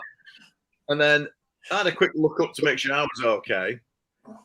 And then I looked down, I literally saw the canopy, and then it just like disappeared like a puff of smoke. And I thought, where's it gone? And then that was it. It gone straight through the shed. And I went, oh my God. Yeah. First thing Tony Massey did was he gave Bob a bill, for, an estimate for the repairs to the roof. Straight on it. Oh, I have no problem, Bob. I'll fix that. Yeah. The other funny thing was that me being the joiner, I always had a pair of ladders on the top of my van. The amount of times Bob Parry coming in, Hudson, can we borrow your ladders again? I'm going, why? He said, we've got somebody stuck in a tree down at the bottom field. When you go and get them, tried to go in my van round down Cochrane Road, put the ladders up. Do you remember the number of dragged across the field through cows? We'll get you down. We'll put the ladders up. God, yeah. The number of patches there on those parachutes, from rips and tears on barbed wire fences and trees, and getting dragged through cow shit and not being able to collapse it. I mean, I never had a problem collapsing them. I always just pulled it in and down it went. But some people just never grasped that, did they? And they just got dragged all the way across the field. One of the other best stories, which was hilarious, was that Helen, my wife, she was doing one of her first jumps with her friend, and she landed in the dike. So she managed to get herself out. She's come trudging all the way back, covered in like horrible green, slimy, stinky old dike water. The kit covered in it. And Harry just said, "Oh, just stand there, my dear." And she was probably thinking like, "Oh, he's going to get like the first aid medical kit, and he'll come and make sure I'm okay. And everything. So just stand there, just don't move. And he just brought the hose pipe out, absolutely drenched her and hosed her down just to wash the kit off her. And then he went, right, thanks for that, off you go. But all he wanted was his kit cleaning without it touching the floor. It was like, oh my God. Yeah. Oh, brutal down there. So many. And then there was the trough. Oh, the trough, yeah. Got photos of myself going in and being thrown in there. Terry, you can lead on this one, mate. Well, yeah. Well, there's well, I think you've got pictures, haven't you, Graham, of the trough? Do you want to see it? Yeah. Well, is it the one with me or the one with Bernie Bamber? They're the two most common ones. I've recently found one of you and one of Parker. Was he called? What was his first name? Was it Dave Parker? Was it the pink pig? John Parker, was it? Oh, John Parker. Yeah. I've got one of him going in. If I can get it. If I can find it. Well, the thing was, they were nice and civilized with him. They let him take his clothes off and everything. More like escorted him. No, we don't have that. We don't have that. No. No, it was completely different to the one of you. Where they had your headlock and throwing you in. You know. Well, that's the difference to like then and now. That old school and now. You'd never have anything like that, because if you pick somebody up, drag them down the field, and all threw them in, and then like we used to do, anybody who threw people in would get a hand between the legs, and they'd follow them in to trough. So you'd end up with 2 or 3 people in trough. But if you did that now, there'd be a £3,000 bill for 3 phones that got ruined or something. Oh God, yeah. Well, that would never happen now. No. It's just totally changed. But one thing that we did do as well, I took a course one weekend there, and the room was packed, about 30 people on the course. And I remember Jeff Village calling some of the lads. He took one of the lessons, and he was calling one particular lad Man Mountain. And they were like big lads, you know. And anyway, we took this course. I had a right laugh with them. It was like right, real good banter with them. And at the end of the day, we got. I just said to them all. I just said, look, we come to end at course. You know, you've all passed, and if you do one jump, right, and that's all you do, you can never change that. It will change your life just doing the one jump. And if that's all you want to do, that's fair enough. If you want to come back and do more jumps, you can do a few more jumps. You can start on the category system. You can work on free fall. You can do whatever you want. But you're here. You've done the course. If all you do is one jump, great. Just enjoy it. Just do everything you've been told and enjoy it. Well, they started clapping, and it turned into a cheer, and they're stamping their feet, and it just went down really well. The following day, when they came back, was a hot Sunday. It was blistering. Well, with Tony Massey and a few of us, we got together and we concocted this story that there was a world record attempt for getting a certain, you know, like when you used to crush people into a telephone box, where you could crush people into the fuselage of a plane. So the mock-up that we used to practice on the drop zone outside the office, we said, that's a mock-up of, I'm not sure if it was a 185 or whatever, but for the Guinness Book of Records, we're going to make an attempt at how many people can get in it. Yeah. We got everybody round off the course. So everybody who wants to be involved, just step forward. All these big lads are there, aren't they? Yeah, I'm up for it. So we got them over to mock-up, right? They're literally pushing them in like a Japanese tube train. And they're squeezing them in. They were literally like sardines in this mock-up, right? And as soon as we got as many in as we could, we'd all be hiding around the corner with buckets of water. Running around the corner, loads of us, all at once. Whoosh, just drenched a lot. They could see us coming. They couldn't do anything. I've got it. Drenched a lot of them. And they picked us off one by one, all through the day. And trusted every one of us. Out in time, they couldn't get out fast enough. No. Yeah. I remember that. Remember, we got Mark Blanchard with a fire bucket full of water. He came across the packing shed roof and he's there chatting some girl. And he just seen us at the last minute and he went to jump to run and we got him right in the back and he finished up. It knocked him on the floor and he's laid on the floor like that. And as he got up, you could see the outline of him like cartoon. Like a cartoon. Yeah, you can see the dry patch where he was like that. I'm going to the loo again, mate. Sorry. I'm like Godfrey. I got to be excused. Yeah, I have to be excused as well. Be back. Oh, hell. This is old school, isn't it? Yeah, old school, new school, all this technology. Yeah. I'll never forget me and you, Bob, at Belgium, doing the holding on to the ankles and doing that cartwheel thing, just rolling on the concrete floor. I was going to say, not even on the grass, on the concrete floor. On the flags, yeah. Oh, yeah. And then do you remember when we made that chair pyramid, didn't we? Massive chair pyramid and quasi clapped to the top like some kind of like, folklore person to like be burned at the stake.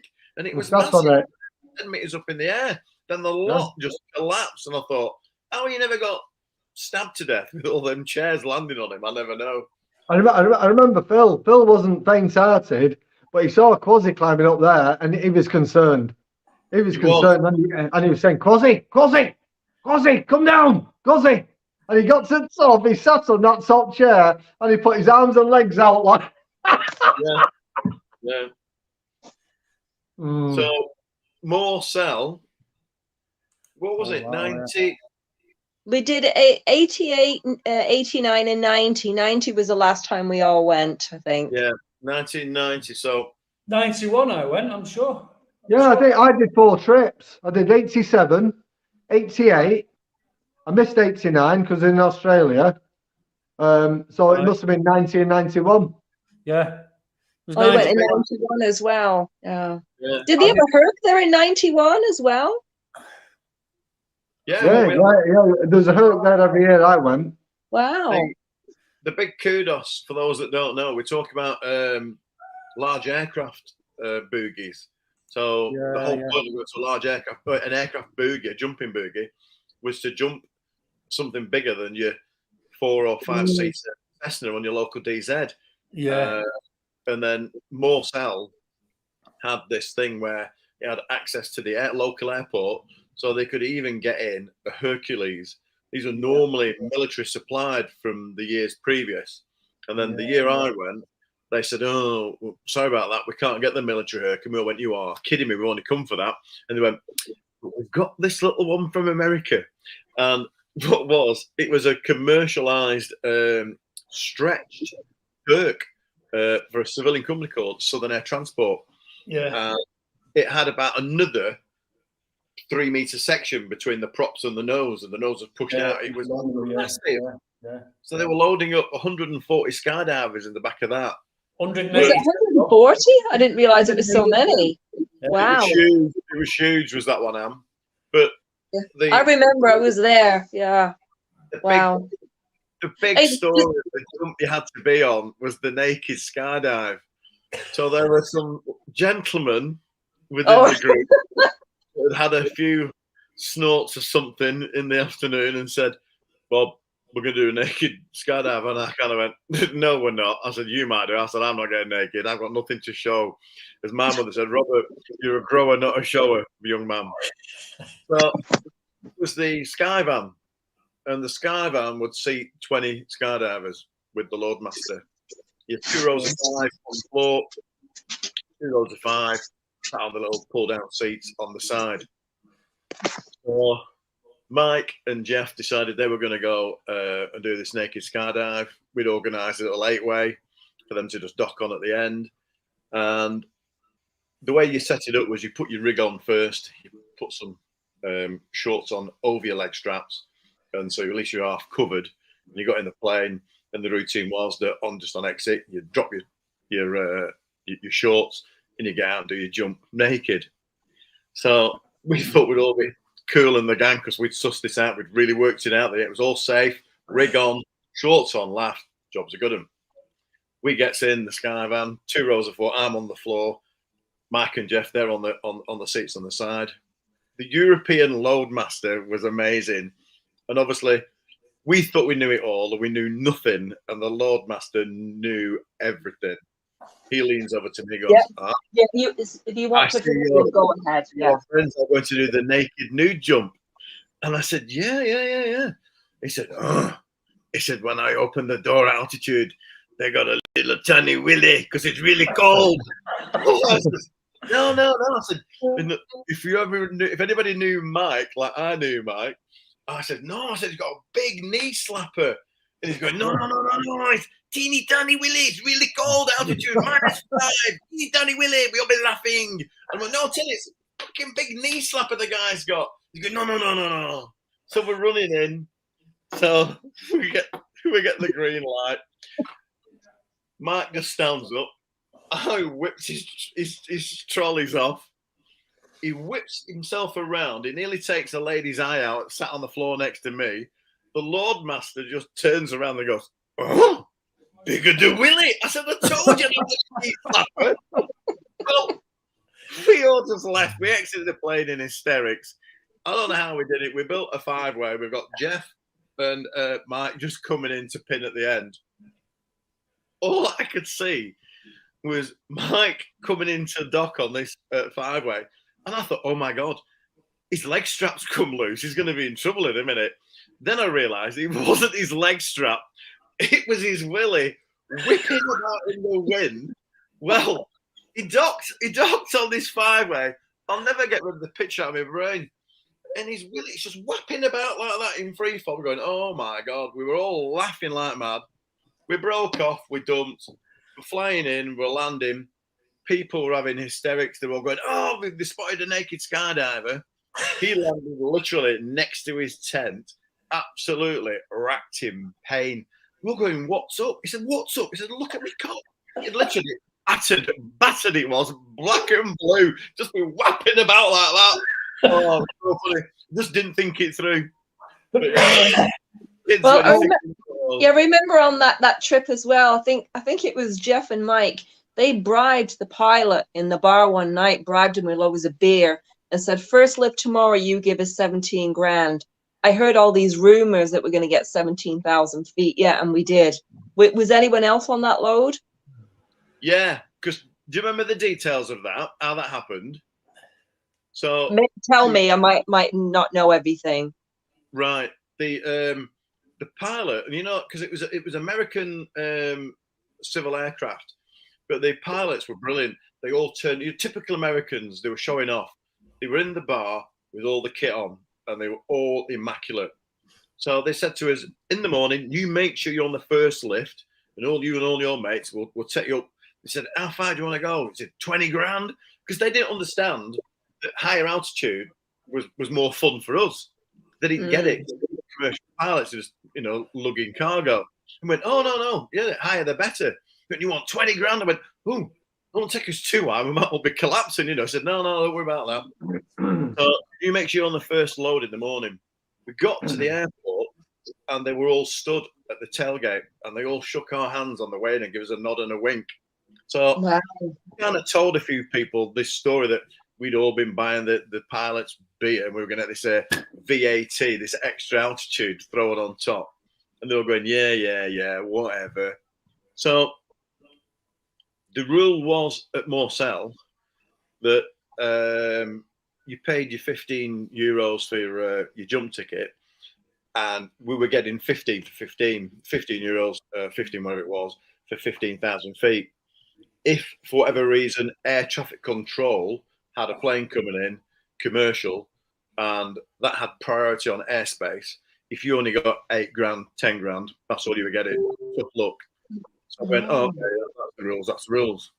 So we're in this hyperlift, we're flying around. All of a sudden, everyone's going, boo, boo. And we're going, what are they all booing for? Then we all looked, and your altimeter was stuck dead at 8,000 feet. And then, yeah, remember. Oh, pissing hell. Then the next thing the green light's coming on for the running. We're going, oh, God, we're going to be going now. So we're really only going to get 8 grand. I knew what was happening. Lord, I know. opened the door, the tailgate just dropped down, a cloud of air rolled in, all the way up the fuselage, went straight over our heads, and we all went, "What the fuck was that?" What we didn't know was that it was a commercial plane. The pilot knew we'd all be oxygen deficit, so he pressurized the plane, which held our altimeter at 8 grand, took us up to 20, stuck it on its nose, and we all put claims in at about 17, 18,000 feet. The funniest thing about that was we were so young and naive in our ability that we could probably have enough information to do a formation skydive that would last about 30 seconds. We're over Morsell, over France somewhere going, I've still got 12 grand to go and I've run out of ideas. Anybody got anything else to do? Going, anybody got anything? We did our little four-way, little thing of like, none of us had anything. We kind of like wasted all the altitude. Of course, Bob, it was 90 seconds in free fall, minute and a half, and I was thinking, oh my God, I kept looking at my altimeter. We're still up here, my God, wow. You think it's time, and you look at your altimeter, 9,000 feet, you think, wow. Yeah. Going on, but you can get hypoxia, you need oxygen, really. This is the thing. Over 10,000 feet, there's less air up there.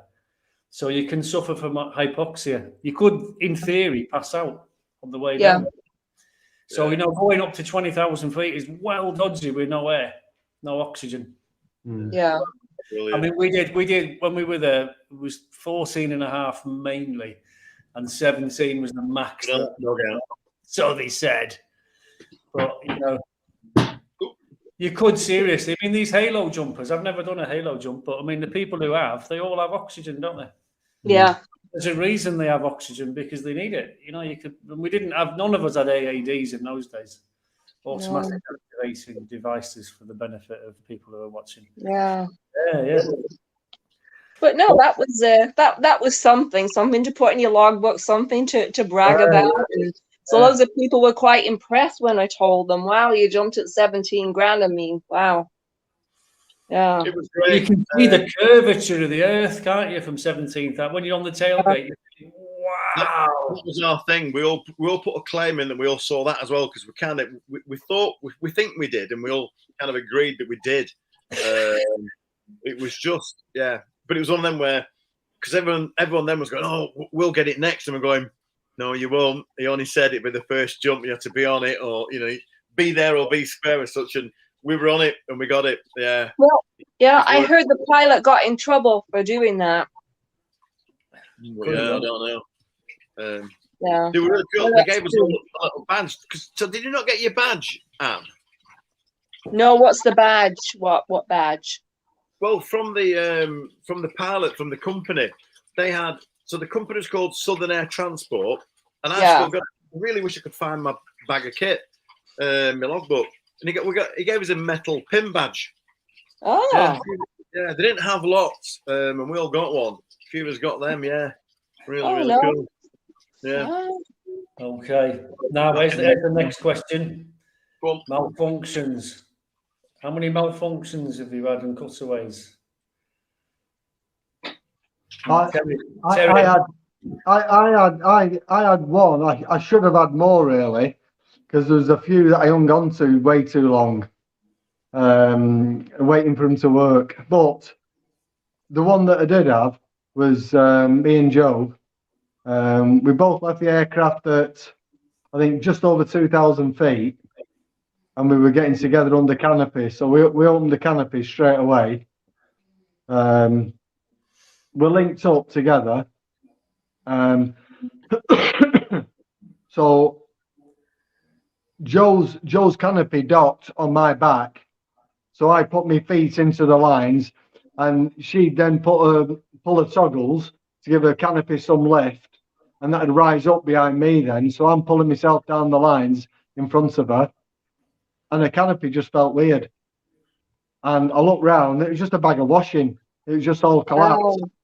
So what I did, I took my feet out of the lines, and I got hold of everything that I had hold of and pushed it away from me, thinking, well, a canopy will just drop down now and just naturally just reopen.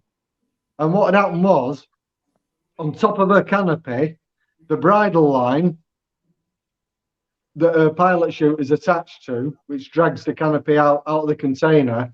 Instead of hanging over the back, it must have been hanging over the front of her canopy. And it wrapped Went around in one of the my cell. lines. Yeah. Right? So as it wrapped around one of my lines, I'd pushed her away.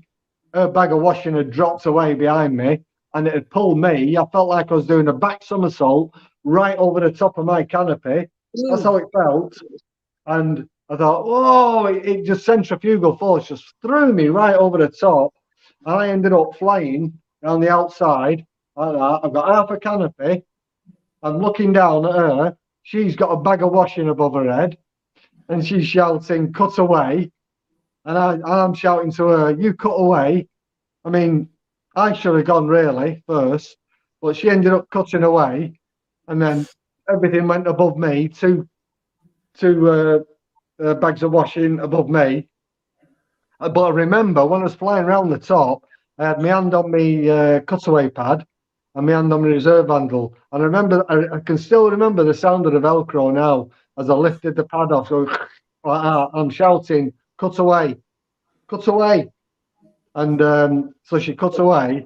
And then I pulled the cutaway pad, right? And so to release me from the two canopies.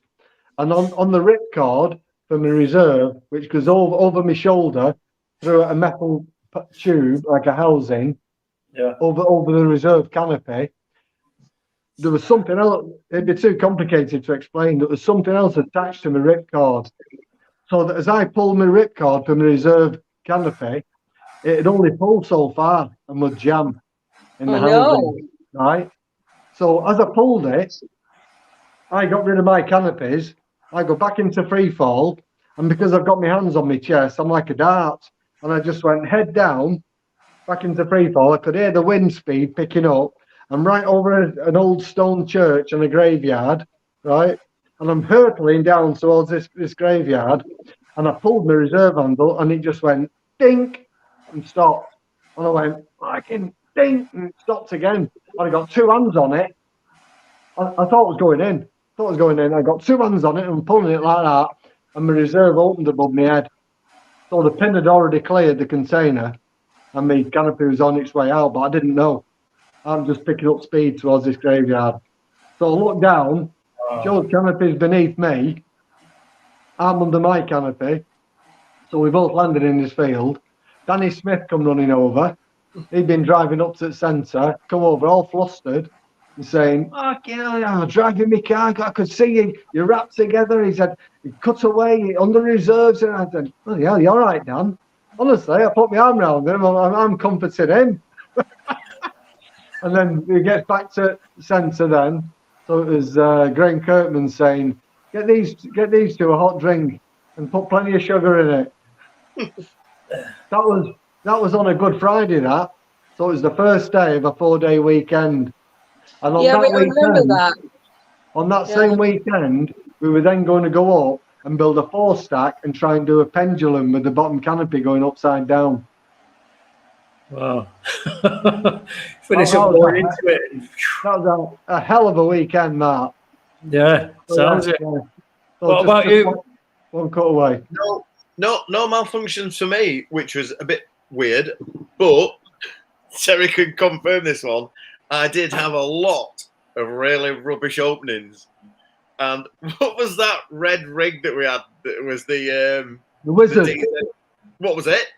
The Wizard. The Wizard. So I don't know why. My rig must have been at the Menders, I don't know, having the reserve repacked or something. So I had to jump the Wizard.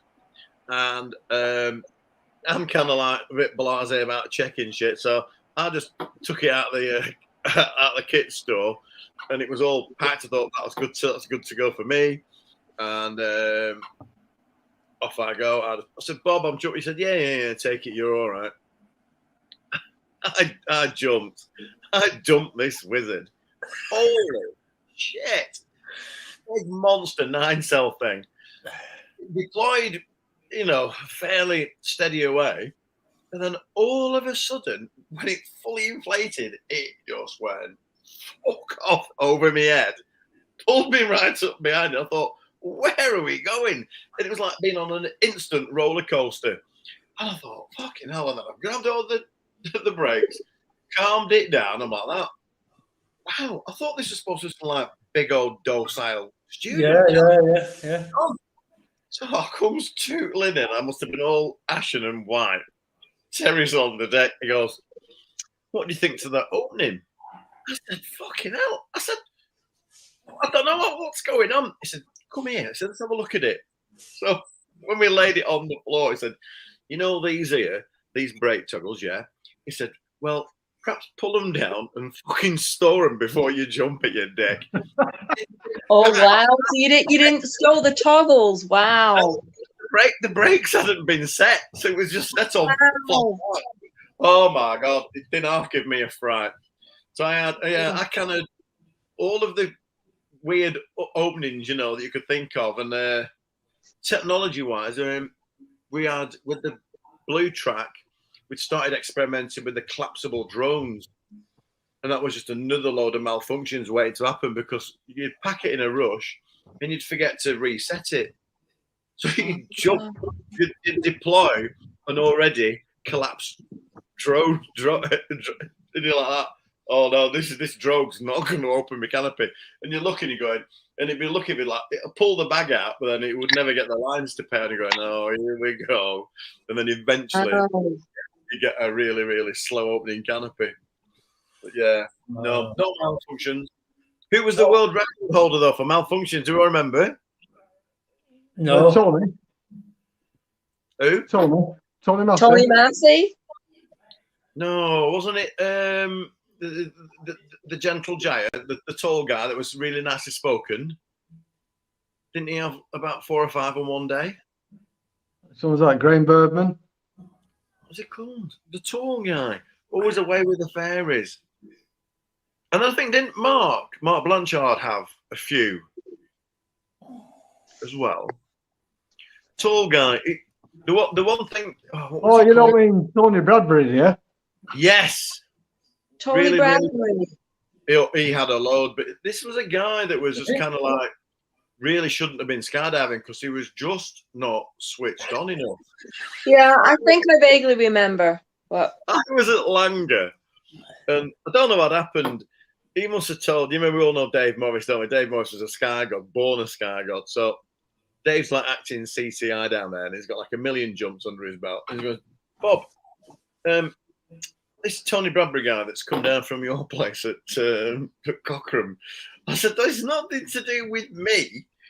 He said, "Well, he tells him he's one of your mates." I said, "Look, it's nothing to do with me. Whatever's happened, it's nothing to do with me." He said, "Well, I've grounded him for his own safety." What? Said, Why? He said, "Fucking what's happened?" He said, "I'll tell you, Bob, what's happened."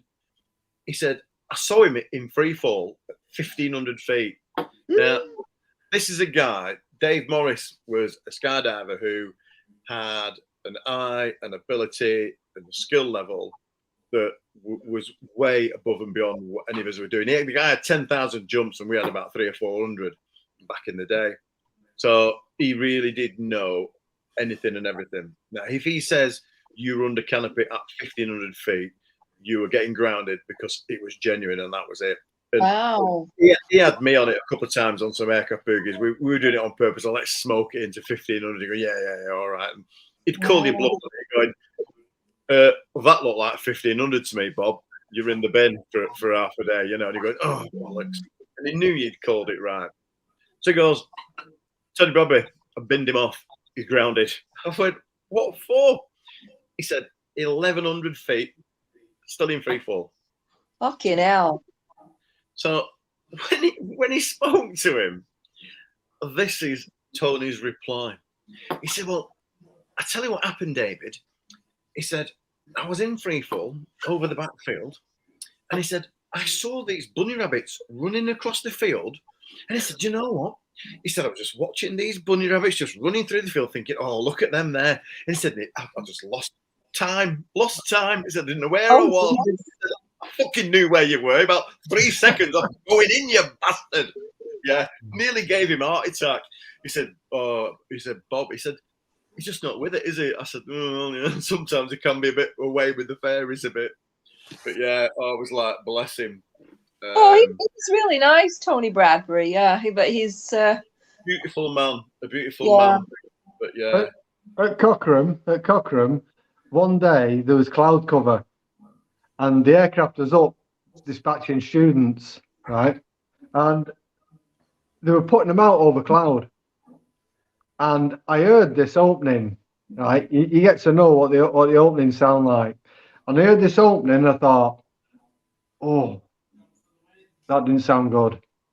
And I couldn't see the canopy. I started running across the field, and I ran down towards the runway and over to the right from there. And I kept running, and I saw this canopy coming through the cloud. And as it come through, you could see it had ripped, right? And this rip went from the peripheral hem, which is the hem around the bottom of the canopy. Yeah. The rip went all the way up to the hem at the apex of the canopy, right at the top. It was one complete rip, and he rolled that canopy all the way to the floor. he did. Wow. He didn't get his reserve out. If one of them hems had have gone, Are you ready for dinner yet? it'd have just gone back into free fall. Yeah, yeah. And I remember getting to him, right, and just to see if he was aware. And when I got to him, and I said, "You all right, Tony?" And he went, "Oh, hi, Terry. Hi, Terry. You all right? You all right? Hi, mate. Hi, you all right?" You know what he's like? And I said, "How was your jump?" And he said, Yeah, it went all right. It went all right. Yeah. I said, "So how was your canopy ride?" And he says, "Oh, yeah, it was all right. I might have had a bit of a problem." I said, "A bit? You know, Tony, you're lucky you're still alive, mate." Wow. Anyway, I walked back with him. As I walking back, Cliff come out. First thing Cliff, you know what Cliff was like? He was quite mildly spoken, money and all that. First thing he said to me, he went, "Why the fucking hell didn't you get your reserve out?" Wow. Do not tell me you didn't see that rip. Honestly, how he survived that. That was incredible. No. Anyway, Weird. So yeah, I've got a story of a near miss. If you want that one. Go on. Yeah. Anyway, so We've all had a few, haven't yeah, I can't see who's listening in on this, but if I know Paul got noticed that we were doing this, Paul Lim. So if he's listening in, so what we did, we went over to Blackpool to pick the aircraft up. It had been in for a service. So it was me, Paul, and Tony Massey. So Tony was using Mark's kit, right? Now Tony jumps a pull-out, which was a little pad on the bottom of your container that you just reach around and pull the pad. Mark's kit was a throwaway, which meant on the leg strap, there's a little toggle that you pull. So it's literally about 6 inches away. But he's really concerned about this throwaway, right? So all the way over, he's thinking, "Oh, you know, I'm not so sure about this. You know, you'll be all right, Tony. Tony, if you don't know where it is, just touch your leg and feel along your leg to your leg strap. You'll find the toggle. You'll be all right." So we gets over to Blackpool. We gets in the aircraft and we takes off. So Tony, he puts his frap hat on. He puts it on, pulls it down. He goes, but his strap come off on his frap hat. Right? Oh my God. Wow. Honestly, he reaches into the back at pilot seat, gets a bit of pull-up cord. So he ties that to the side of the frap. Honestly, it was a disaster from the start. He ties his pull-up cords and ties it to the other end of the strap. And then what he done, the strap was too short. So he's got his glasses on, right? And he puts the frap hat on. And as he's trying to fasten this bloody strap, he's pulling it down like that. As he's pulling his goggles down over his eyes like that. And he can't see. And he's pulling it down. And Tony, what are you doing? Anyway, we get over Cochrane, we get $7,000, right? So the plan was Tony's going to go out base. So he's going to lie there in free fall. Me and Paul are going to chase him and build a three-way. So he's still concerned about this throwaway. So we all gets out on the step, boom, ready, set, go, we're off. So Tony's there, lying there, free fall. So we chase after him. I gets to him. So he gets a grip on Tony. So I'm hanging on. I'm looking around for Paul. And we were sliding a bit and moving about. Anyway, I looked to my right. I sees Paul over to my right. And I looks at my ulti. We're just hitting $2,000, right? So, so I mean, oh, Paul, hurry up. So I can see Paul. I can see his face now. He flies across. He gets a grip. He just gives a quick shake like that, and he's gone, right? So we've already gone through $2,000. So I get Tony. So I pulls him across the eye, goes like that, gives him a kiss, and I turns round and pushes him off, and I dump out. And as I dump out, I've got my back to him, and I'm looking through my legs. I'm not checking my canopy. I can see him through my legs, and he just went. He's gone, right? And I can see him going for his main, and he can't find it. And I'm watching him. And I'm thinking, come on, Tony, come on. And it got to a point where I thought he's going in. And I looked. I'm under canopy at 1,200 foot. Tony's still going. Right? So I can see him. I can still see him reaching round, and he starts to merge with the ground. I'm losing sight of him. And I'm thinking, what's it going to look like? This? He's going in. I got to a point where I thought, even if this reserve comes off his back or anything, he's no chance. And I saw this little bit of white, and even when I saw that, I thought, there's no way that's opening. And it just went bang and opened, right? He had 8 seconds on the canopy and he landed. Right? So we worked it out. Now, with his body weight, it was probably less. But we worked it out to about 150 foot. And I remember Sue Hill. She was on the ground. They were watching from the ground, right? And she said, they landed in the field behind the office. And she said, we could see him coming down because see spaces between his fingers and everything. Right? And so he's going at terminal. Now, terminal, right, at 120 miles an hour, you fall in 175 foot a second, right? We worked it out. He's on the canopy at 150 foot. Wow. Honestly, I've never seen anything like it. And we got down. We all got grounded for weekend. The weekend, we were back jumping week after. Tony Bradbury's in the back of the plane in this video. All right. I'm sure he is, if I remember. Yes, I remember that. I do. He's right at the very back, and he's trying to take a photo of you on the step. That's right. Oh, yeah. I've still got I that. remember that. Yeah. There he is, just looking over your shoulder there, Terry. Now. Terry kept getting in the way every time we went to take the picture. Terry's head was in the way. Brilliant clip. I cried when I saw that video. It brought back so many memories. You can smell it and everything, can't you? Yeah. I've got the sound turned down on it anyway. There you go. Look, there's the camera.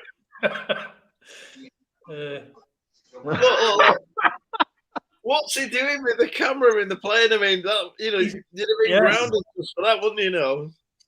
Yeah, it was a belting picture he got of me, though. I must admit. Was it? Oh, bless him. There's Gordon flying. Yeah.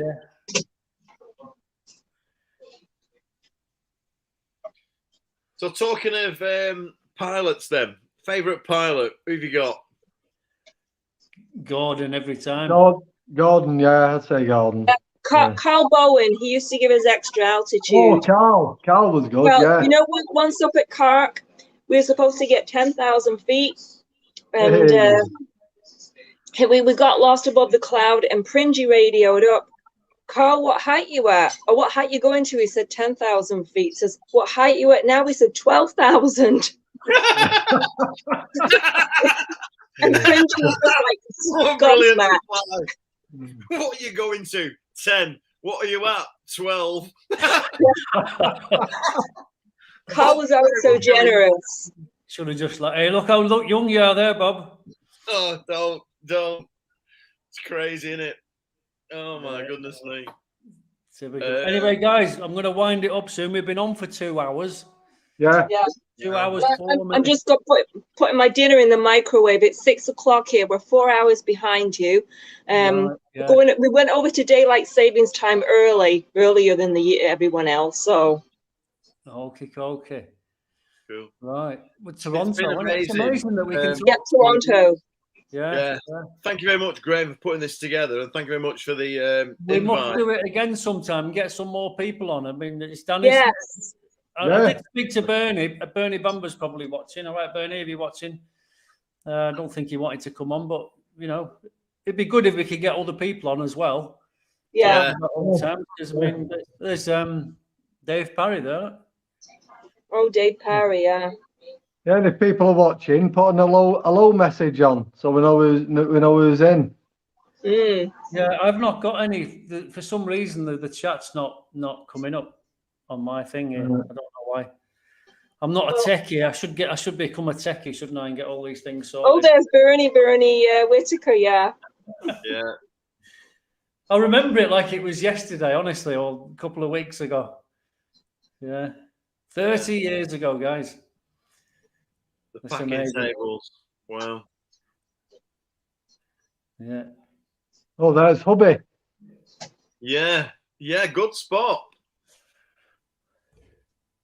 Look at that rocket. Standing over it. Like No health and safety. Eddie Davis. Yeah. Eddie Davis. Yeah. That wasn't the guy who died, was it? Yeah. Yeah. Yeah. I know there was another Eddie. I don't know if it's the same one, but he didn't seem reckless to me. Maybe I'm getting him mixed up with someone else. I don't know. He didn't. Phil lighter. He wasn't reckless. He just pushing the envelope. Wow. Yeah. Phil was lighter on rocket. Look at me stood well back. I'm nearly out the car park. Safety, Bob, you're not taking me up. Brilliant.